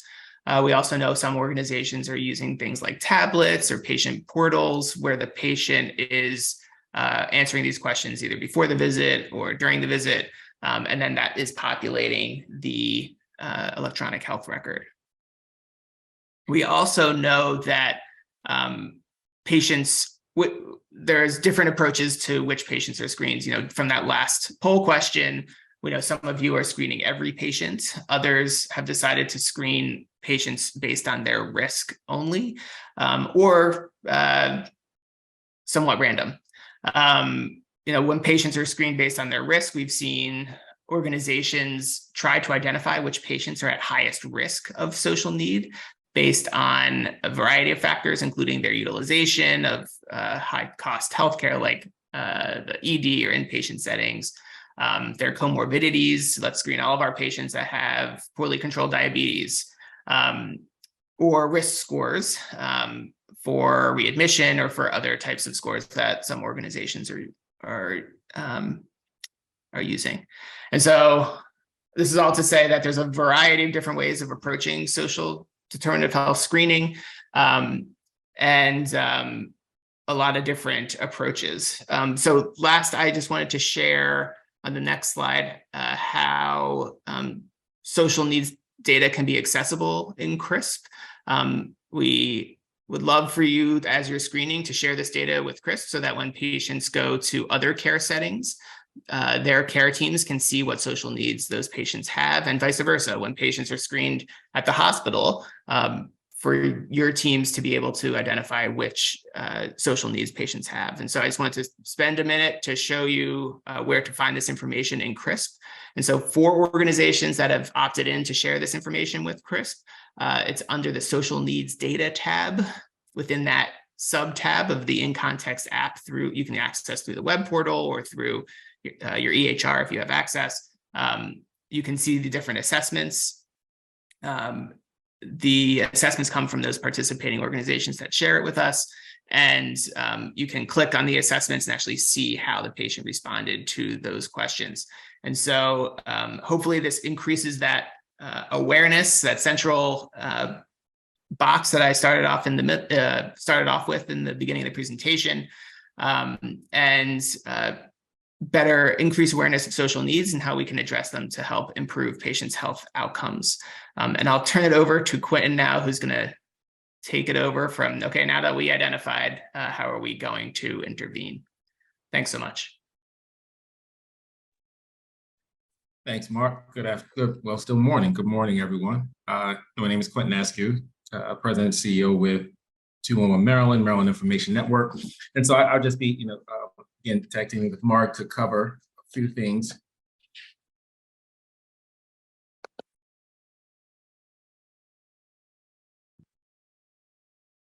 Technology. Yes. Apologies. Can you guys hear me pretty good now? We can hear you, Quentin. Okay, sorry about that. I guess the first thing is learning how to be nimble with your technology. So my apologies. Again, my name is Quentin Askew, President and CEO with Maryland Information Network 211 Maryland. I'm just tag teaming with Mark, and I'll just be quickly going over just a couple of strategies, identifying social needs in primary care, and then really talking about how we can collaborate and how everyone else is able to collaborate as well. I know we do have a couple of poll questions that I see that is there, and those poll questions are you aware of 211 services in Maryland? And the second is, have you ever used or referred anyone to utilize our service? See, maybe a little stuck. I'm not sure. I see folks are having some challenges with answering the poll. Just went ahead and closed it. Okay, there we go. Oh, perfect. Okay, feels like we got a lot of folks are pretty familiar with the services, and about half and half of those who have utilized it. Great. Okay, so we can move to the next slide. Thank you for that. So just so everyone knows, by law, 211 Maryland is the Health and Human Service referral line for the state. The opposite of CRISP, who's kind of the Health Information Exchange. We are kind of that information exchange portal here for Maryland. So anyone throughout the state can just simply dial 211 and be connected to one of our local call centers for help. Some of the other ways that we provide particular services is also with our data. And so using our particular data dashboards. And so because we collect information from various aspects by someone calling, by someone texting, or someone chatting with us, we're able to collect a plethora of data through our dashboards to be able to provide this information back to the public, back to our local legislators, to give kind of a broad, holistic view of some of the services that are needed within our community. Next slide, please. So a couple of things that I just wanted to point on today is just regarding social terms of health, how we collaborate, and things that we feel like is important here with Maryland Information Network. One of the most important things that we ensure when working with clients that we get for referrals or partnering with other organizations is really just ensuring who is at the table. I think, collaboration amongst healthcare providers, other partner organizations, and state entities is a great way in order to really prioritize working around social determinants of health. We know that, everyone, you guys do a great job in the medical field, but there are other resources and services that are particularly needed. And so it is important that, we ensure that the table is full with folks from various aspects from the private and public world in order to provide those services. Some of those benefits, again, is that, we're able to resource share, so there may be some services that our government partners are able to provide, or our medical partners have the expertise in, or even our faith-based or other nonprofit partners. And so by including and ensuring that we have everyone at the table, it gives us kind of that multi-dimensional approach where we're collaborating and kind of building this long-term relationship to really support those social determinants of health needs for those folks that we are serving. Next slide. I think one of the important things to think about when working with social determinants of health is, the relationship between social change, social determinants of health is critical really in understanding, as I mentioned before, that medical interventions can really do, can really go far, but there's also some underlying roots, as you all know, and you've been hearing about, food and other particular resources. And as we're able to, again, build this collaborative table in order to support these particular efforts, as we are identifying needs based on data, based on medical history, based on family structure, right? We're able to take and calculate and pull all this information together in order to kind of make long-term change. And that's when we're able to get to the table to talk about shared advocacy efforts, policy changes, looking at, behavioral health and mental health as kind of a public health initiative. And so, again, when we're able to authentically collaborate and connect around these particular issues, we're able to make greater efforts and greater change. Next slide, please. So just a couple of ways that, to be able to think about kind of strategies to utilize and ways that, you can strategize about supporting folks around social determinants of health work is one of the things, again, that we use with 211 is our data. We know that, being able to collect data and share data is sometimes a challenge, but, we are able to partner with various organizations to share data, to be able, again, to get the whole picture of actually what's going on with the persons that we're serving, to be able to understand what some of those underlying social needs are. I would encourage, folks to really identify trusted organizations in the community that you're able to work with, that you refer your patients to, or those that you are providing services for based on their social needs. There are a plethora of great nonprofit programs that are out there in the community. But one of the things is, again, who are those trusted organizations that you are collaborating with, that you can connect with, to partner with? It's really, again, there's really no one size fit all to supporting your folks around social determinants of health. But it's, again, how can we create these kind of trusting, lasting relationships? How can you identify who these organizations are in the community to kind of build that network of care? And then, if you don't know, who those organizations are, definitely starting with 211 and allowing us to kind of connect and make those connections for you. A great example of how we have kind of collaborated and now we are working with various organizations is with our care coordination program. And so, as you see to the slide to the poster to the left, is we have a Care 211 care coordination program that we are in partnership with the Behavioral Health Administration, with Shepherd Pratt, and we work with all of the emergency room departments across the state. So the impetus of this program is to be able to, help support folks who are stuck in the emergency room and get them into inpatient or outpatient care. And so we have been able to, again, provide an opportunity to share technology amongst our state partners, amongst our hospital partners, amongst our medical partners in the community, to be able to have kind of a single point of access for folks to access services. We've identified specific community organizations that we can make outpatient referrals to, as well as inpatient referrals. We have created a hospital network out of this particular program in order to be able to go a little more deeper dive into what individuals are seeking services for, moving beyond just the initial diagnosis of mental health or behavioral health. And so we've created other coalitions and collaborations with the hospitals to say, hey, let's have weekly check-ins with your hospital staff, with the state and other partners so that we can collectively provide support. And so it's just really bringing all those folks to the table in order to be able to provide some real systemic change. Next slide, please. I think part of the work that's done with us bringing hospital partnership together, bringing state partnerships together, really being able to kind of move a thread around social terms of health is, again, relationships, really building kind of that mutual respect. It's a long-term effort to really identify organizations that you're able to work with, identify organizations that you're able to kind of partner and share data and other resources with. And it's kind of a long, winding road. But out of that, you're able to foster a culture of trust. You're able to build kind of new relationships, identify and bring in new services. But I think, just really starting kind of with that mutual respect and trust, really seeking what the other organizations have to offer, allowing them to bring their expertise with your medical expertise, with their kind of nonprofit and other, data expertise all to the table to be able to provide support, ensuring that everyone has a voice. Next slide, please.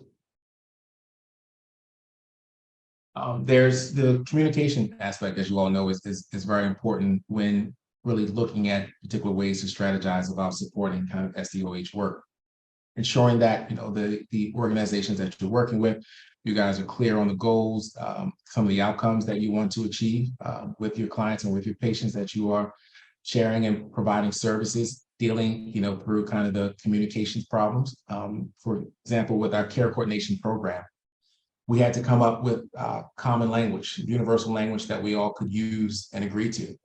Because, working in our own individual organizations and entities, we all speak a different language, whether that's in the medical field, whether that's in the nonprofit field, whether that's in government. And so being able to understand kind of in building that bridge of universal language that we all can use, whether it's a shared intake form, a shared document, but just being able to communicate kind of what are the larger outcomes that we are trying to achieve together as partnerships, as we are collaborating, is also very important to achieving the long-term goals that we want. Next slide, please. So the other, again, is just making sure that there's kind of equitable contributions from everyone that you're bringing to the table. And so that kind of collaborative network that you have that are providing these particular services that you are referring your folks to, that you may be getting data or sharing data with. But again, it's important that folks will feel like they're contributing equity to the process, to the network that you're serving, that they all have a place to share their expertise. We have monthly meetings. We call it a hospital network, where we have monthly meetings with the hospitals, where they're able to bring in their particular staff. We have the behavioral health administrations that are a part. We have the state. And so it's really just a learning collaborative where folks are able just to kind of share where their challenges, where their barriers. They're able to share resources that may not have been known, but everybody has a role. So there's no leader of the group. There's no someone that's in charge. We just serve as kind of that coordinating effort to provide a safe space so that people can be able to communicate and talk and understand and share what their needs are. Next slide, please. So we just also wanted to offer an opportunity for anyone here, especially with our care coordination program, that there are ways to connect with this care coordination process, connect with our hospital networking group.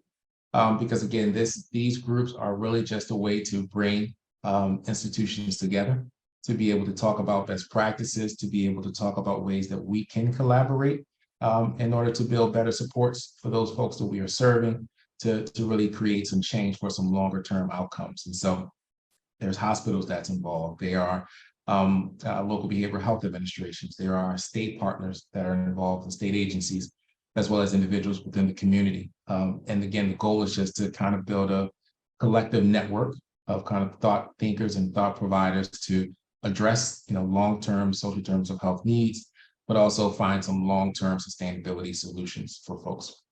So here's definitely a way that you're able to connect with that or any other general information that we have through our info @211md.org email address. And I see there's also Chris' email address here as well to reach out. So I will pause here and just take any questions that folks may have. I'm sorry, my camera, a little bit of technical difficulties with my camera here. I do looking at the chat. I'm not sure if we should just jump in, but I do see a couple of questions in the chat that I could answer. One is, are the care coordinators behavioral health clinicians? So our care coordinators some are social workers, some are background in case management or other behavioral health and human service fields. And I see there's another question here from Denise. For our practice, I found that the folks identified do not have needs, whereas there are persons with needs who are not on the list provided. I think the provider should have an input in selecting persons needing help, which is a great point. Yeah, I can comment on that. We've heard I shared a little bit about different workflows identifying needs. If you don't have universal screening, often we do hear from practices that their clinicians say, hey, can you please evaluate for social needs or do a screening or connect that patient to our social work team to be able to address and talk about those needs and address them. And then from Jamie, is there a way in CRISP to pull all patients' social needs data instead of it being patient specific when you look them up? Not yet. I think I'd love to hear more about that use case, what you're hoping to achieve and how you can go through that at a population level. I'd be happy to have a follow-up conversation about it, and I can put my email address in the chat. And I don't know if we lost Quentin, but I will read the next question. Can you clarify what services that the care coordinators would provide, therapy, case management, or care coordination? Yes. So the care coordinators, they provide kind of a closed loop connection process. So individuals who are in the emergency room are referred through emergency room staff, either with an online referral or through, we have a 211 press 4 phone line. And so these care coordinators are able to kind of, based on the recommendations from the discharge planners, there may be some assistance for inpatient behavioral health services, outpatient behavioral health services. So the role of the care coordinator is to, one, identify what the appropriate resource is based on the needs of the patients. We will utilize our database system to make a community connection. So if someone needs some connection in the community, that care coordinator will identify the resource, make the connection in the community, kind of set the stage for that individual accessing that services, whether it's transportation, whether it's temporary hotel or some other stay that they might need to make that connection. So that care coordinator his role is, one, to help support, identify what the need is, identify an appropriate referral in the community or in inpatient services, but also follow that patient through the process to ensure they've gotten that service and close the loop, and providing any additional resources that are needed in order to make the connection.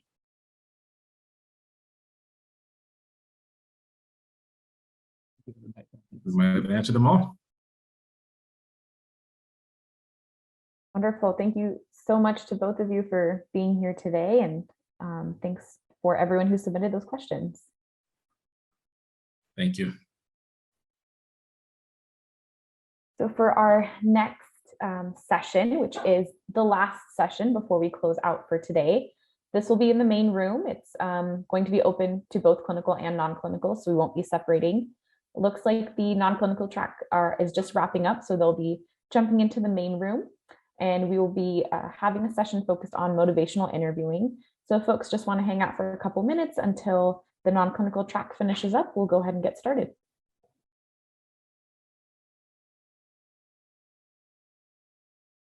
Okay, it looks like everyone from the non-clinical track is trickling back in here. So we can go ahead and get started while they jump back to the main room. Kemi, if you could advance to the next slide. Thank you. So I'll go ahead and pass it over to Kimberly to talk about motivational interviewing techniques today. Kimberly, on to you.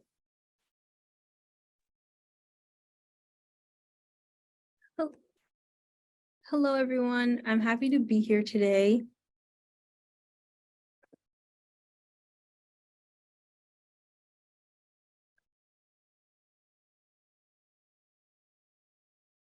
Today, I'll be covering the topic of motivational interviewing. So a little bit about me. I'm an alumna of the Coordinated Program in Dietetics at Howard University. I'm an inaugural member of the CARSTEM Scholars Program at Howard University, and this program's aim is to increase minorities who are getting terminal degrees, MD, PhDs, or PhDs. I'm a registered and licensed dietitian in Indiana. My clinical specialties include acute inpatient services, critical care, and general outpatient services. Also an incoming immunology at the University of California, Davis.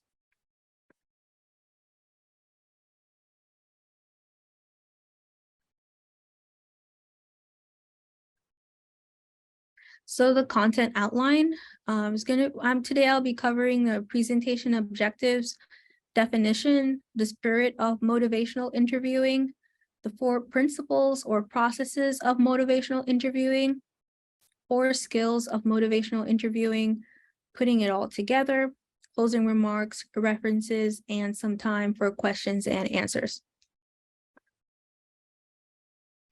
Presentation objectives.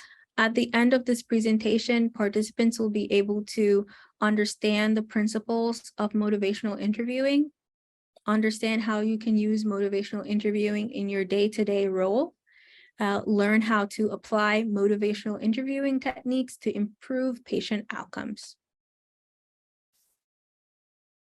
So if you could kindly take 15 to 20 seconds to answer these polls, I would greatly appreciate it. Okay, so I'm gonna close this poll for the sake of time. Thank you. I'm gonna share the results. Okay. And so I will not answer or share the correct answers yet because we're going to do it again at the end, but that's okay. Thank you. So from henceforth, I'll be referring to motivational interviewing as MI in most cases. So some of you may be wondering, what is MI? So the definition of MI is best described as a style of counseling that inspires neutral or reluctant clients to change. In the outpatient nutrition world, we refer to patients as clients. In simpler terms, it is a specific approach that optimizes the individual's drive for change. MI techniques have been around since 1991, and with limited time here, I'm going to emphasize the most important overarching themes and skills. So the spirit of motivational interviewing. So have you ever encountered a patient that was resistant to change? Imagine a patient saying, I know I need to get my blood pressure down. I don't want to have a stroke like my dad, but I just love my fast food. The spirit of motivational interviewing, or MI, involves partnership or collaboration, acceptance or autonomy, compassion, and evocation. So for acceptance or autonomy is when a practitioner also supports the client during their current state instead of attempting to exert control and make the client take action. And evocation is aiding the client in voicing ideas about the change. I wanted to highlight those two because their definitions don't necessarily match how they sound. So collaboration or partnership is we're going to work together to get your blood pressure down when responding to a patient. Autonomy or acceptance is I'm excited to hear about your favorite fast food options. Thanks for reminding me that we need to do this in a way that will work for you. Compassion, I am sorry that happened to your dad. And evocation, can you help me review what is important to you right now? In a situation like this, you may learn that stopping at the fast food restaurant serves as the only reprieve the client has between work and home, or that the large fries helps the client relax. However, we wouldn't have gotten to this point peacefully and without defensiveness if we didn't take the MI approach as a healthcare professional.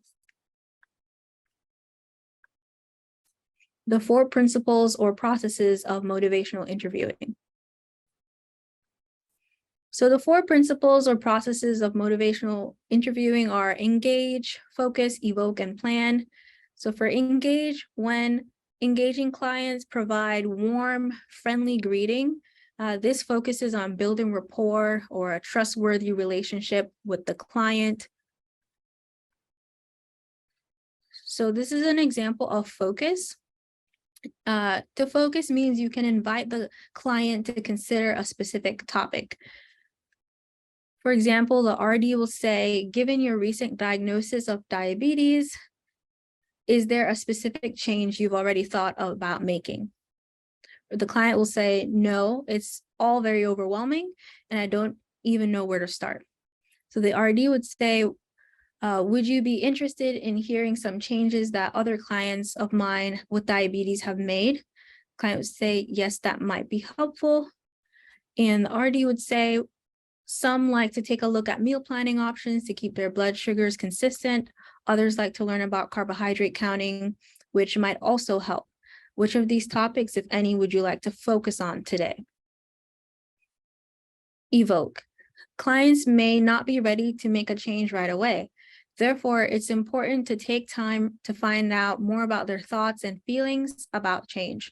Find out why they want to make the change and have them voice the benefits that are more important to them. I will discuss how to do this in the next few slides. Plan. Once clients seem to be committed to attempting a behavior change, guide them in developing a plan for implementation that works with their lifestyle. It's important that the client leads this process. How do you think you'll go about making that change? Is a great question to ask. And when the goal setting process is client-led, clients will feel empowered to follow through.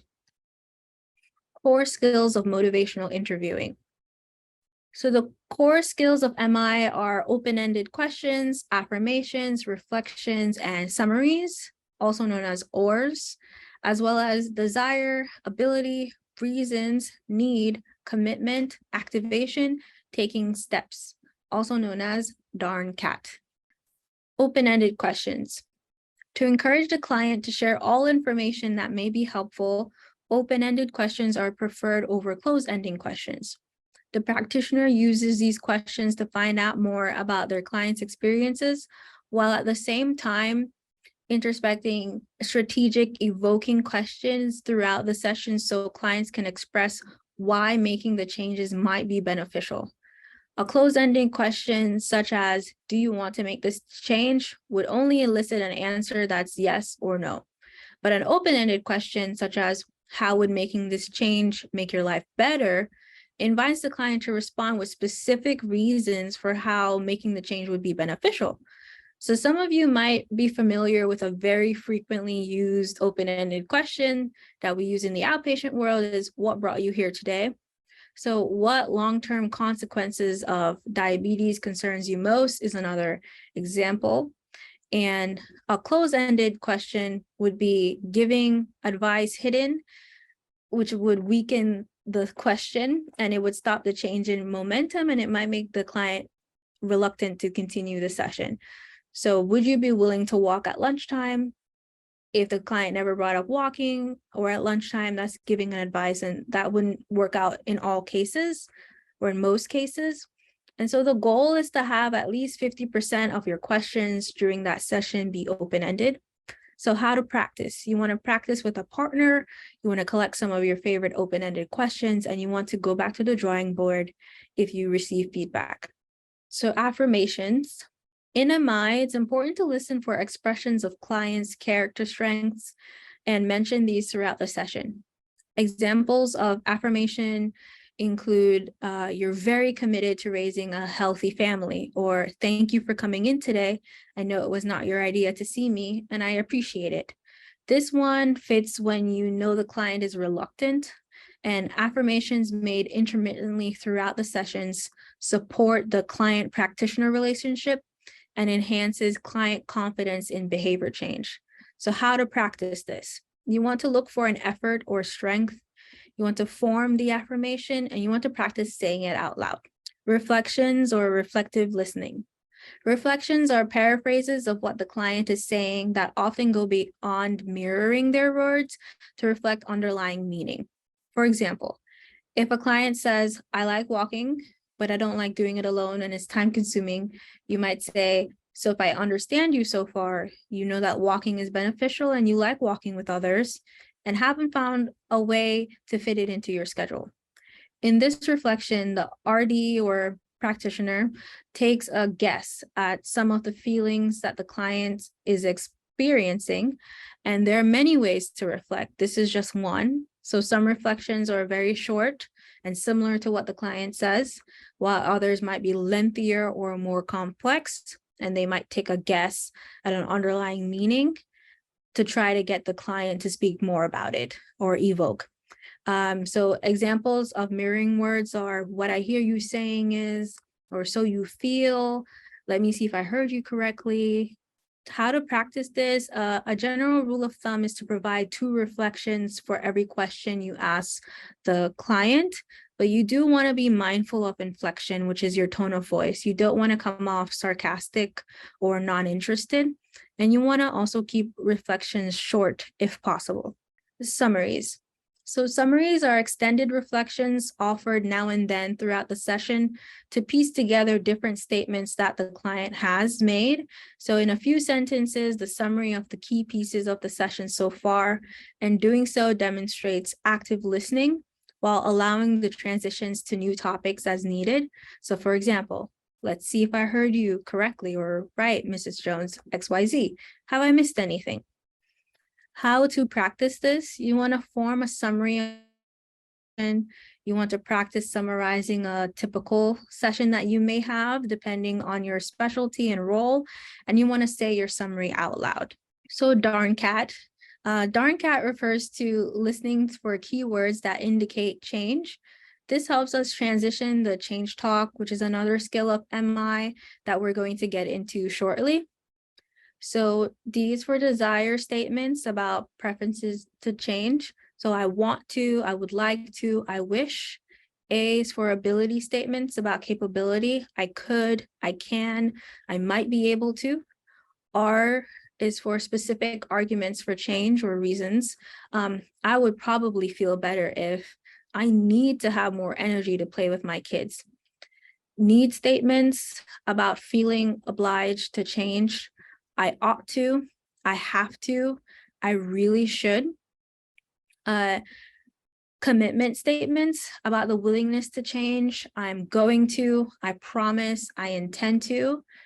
Actuation statements about their willingness to change. I am ready to, I will start tomorrow. And taking steps, statements about action taken. I actually went out or this week I started. So how to practice this in your sessions, you want to actively listen for those key phrases I mentioned that give insight on how the client feels about change. So change talk. So clients may say many things during a session, everything from why they came in to the appointment, to how they feel about their lifestyle, to things that don't have anything to do with your session. But the most important statements are those that express an interest in making a change or making a behavior change, which is change talk. The more change talk the client says or speaks during the session, the more likely the client will be able to make that change or willing to make that change. And that's why change talk is such an important part of MI. But there are different kinds of talk. So there's change talk, which is where the client verbalizes desire, ability, reasons, need, commitment, and or action taken. I really see where this would be good for me, and I'm ready to take the steps to do it. But then there's also sustained talk, where the client verbalizes reasons for staying the course and not changing. This seems to be hard right now. I don't think I'm ready to give up my ... Then there's self-exploration talk. The client is verbalizing that they are contemplating or exploring issues around change. I think my doctor has a point. I would experience much more energy if I did this. And then lastly, there's resistant talk. So client verbalizes that they are not willing or able to make a change. Example of this is, I'm tired of people suggesting that I need to change. I'd rather die happy than eat that.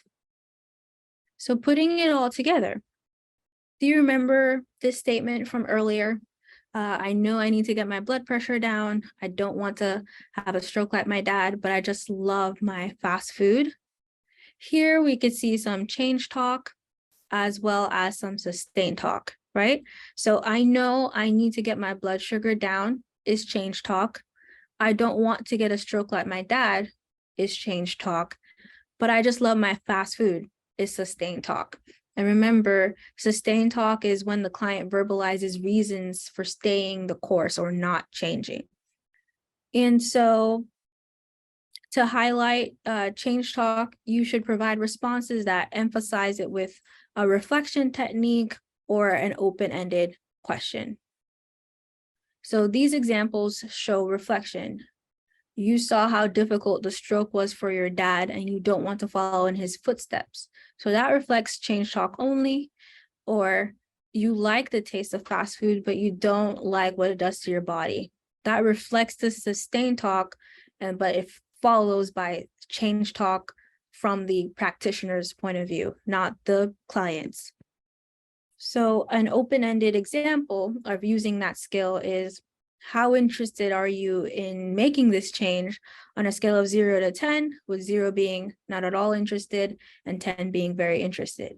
And just to summarize, the change would be giving up fast food.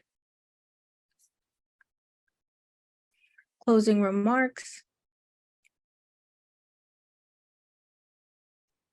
Okay. So in summary, by putting the clients in the driver's seat, the provider makes them feel respected, in charge, empowered, and free to make choices that best align with their goals or values and lifestyles. So how can this be applied to improve patient outcomes? You want to start with a positive encounter as soon as the patient walks in the office. Whoever they see first should be building rapport with that patient or a trustworthy relationship. Engagement is very important. It's one of the spirit of MIs. Eye contact, body language, client-centered small talk, reflection. And then on a more personal note, is going to require you practicing and growing your own skills, whether in private, in your bedroom, talking to a teddy bear, or with like standardized patients or with a real patient. So how do you do this? You pick one of the skills that I reviewed and you experiment or practice. You review how it went and you go back to the drawing board. You pick the things that worked well and you work on the things that didn't work so well. And then you pick another skill and you rinse and repeat. So let's try these questions again. Let's see if we gained any knowledge or changed our answers, or if we kept the answers the same. Okay, so I see we have about 38%, 41% completion. I see the goal of others has been about 50%, so I'm okay with that. We can end it here. We're at 55%. Okay, and now we'll share the results with you all. And so number one, which of the following words is not used to describe the spirit of MI? And its expertise? Yes, good job. So the spirit of MI, as we remember, is collaboration, autonomy, compassion, and evocation. And then clinicians may advise, inform, or even warn, but ultimately it is the patient who decides what to do. That is 100% true.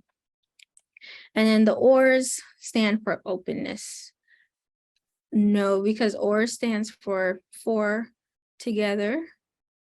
So it's open-ended questions, affirmations, reflections, or reflective listenings, and summaries. And so, yeah, we're going to stop sharing the poll. These are my references.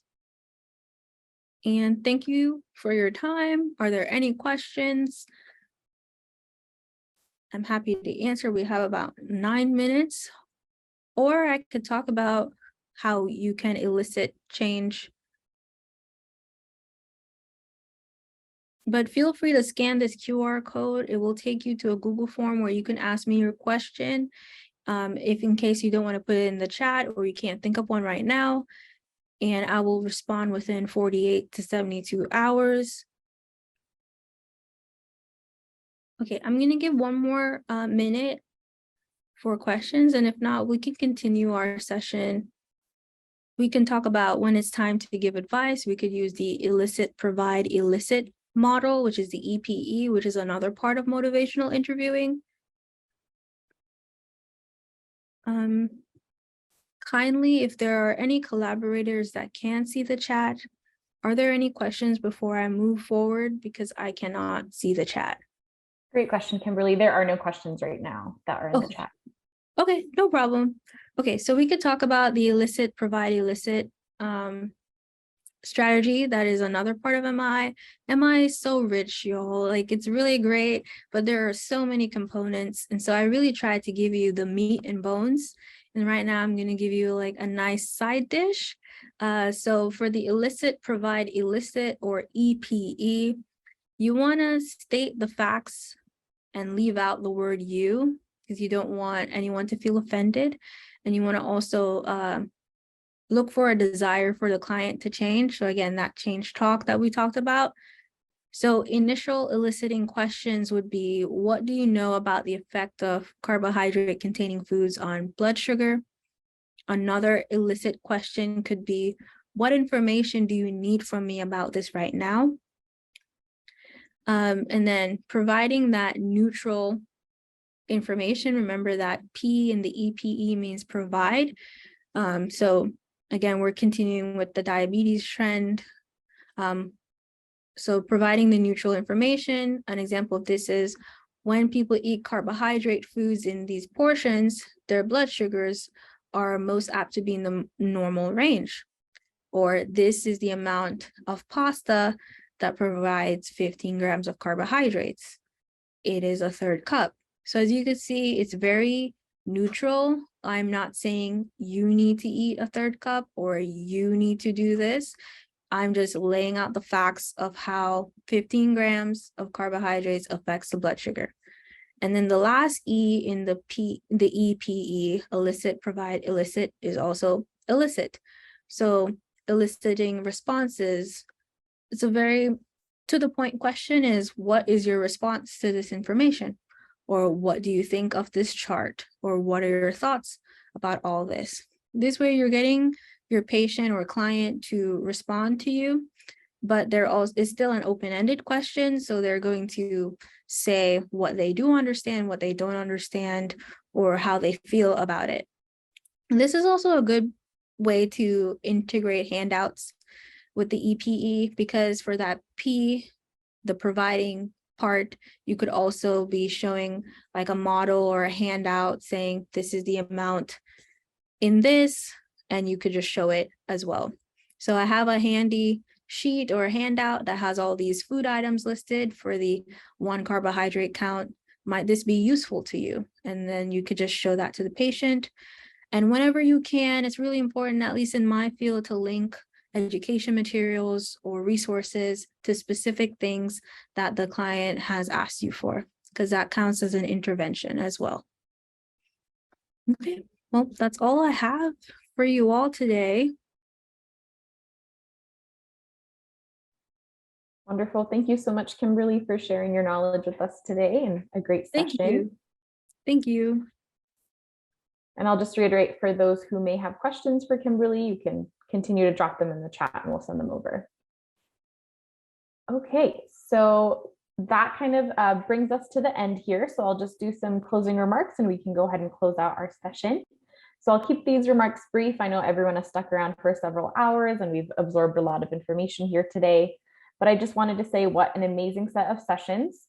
I'll take a second here for a big round of applause to everyone here today, including our speakers, the team behind the scenes, and all of our attendees.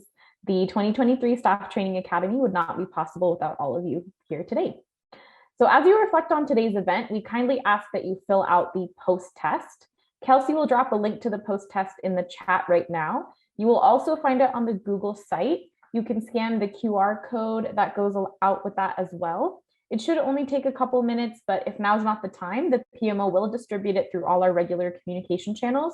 So you'll have the opportunity to complete it later. We will accept responses for the post-test until close of business on July 10th. In terms of next steps, the recording and slide deck from today's event will be made available on the Google site, and the PMO team will distribute links to both of these through all our regular communication channels as well. We will also make it available on the MDPCP educational sessions webpage. In the meantime, let us know if you have any questions as we process that in a slide deck and recording. And lastly, we hope that you found today's Staff Training Academy valuable. As you process all the information from each session, we hope you take a minute to see how it connects back to the 3 core concepts of the MDPCP learning system: strategic goal alignment, all teach, all learn, and support and sustainability. We want to make sure we tailor the learning system offerings to be beneficial for you all, whether it's a future training event, webinar, resource guide, or something else. So as always, we accept all feedback. We love to hear it. We love to read it. Feel free to send us an email, reach out to your practice coach, or engage with us in any other format that we've mentioned. Again, thank you so much for joining us today. Have a great rest of your day and a great long weekend ahead.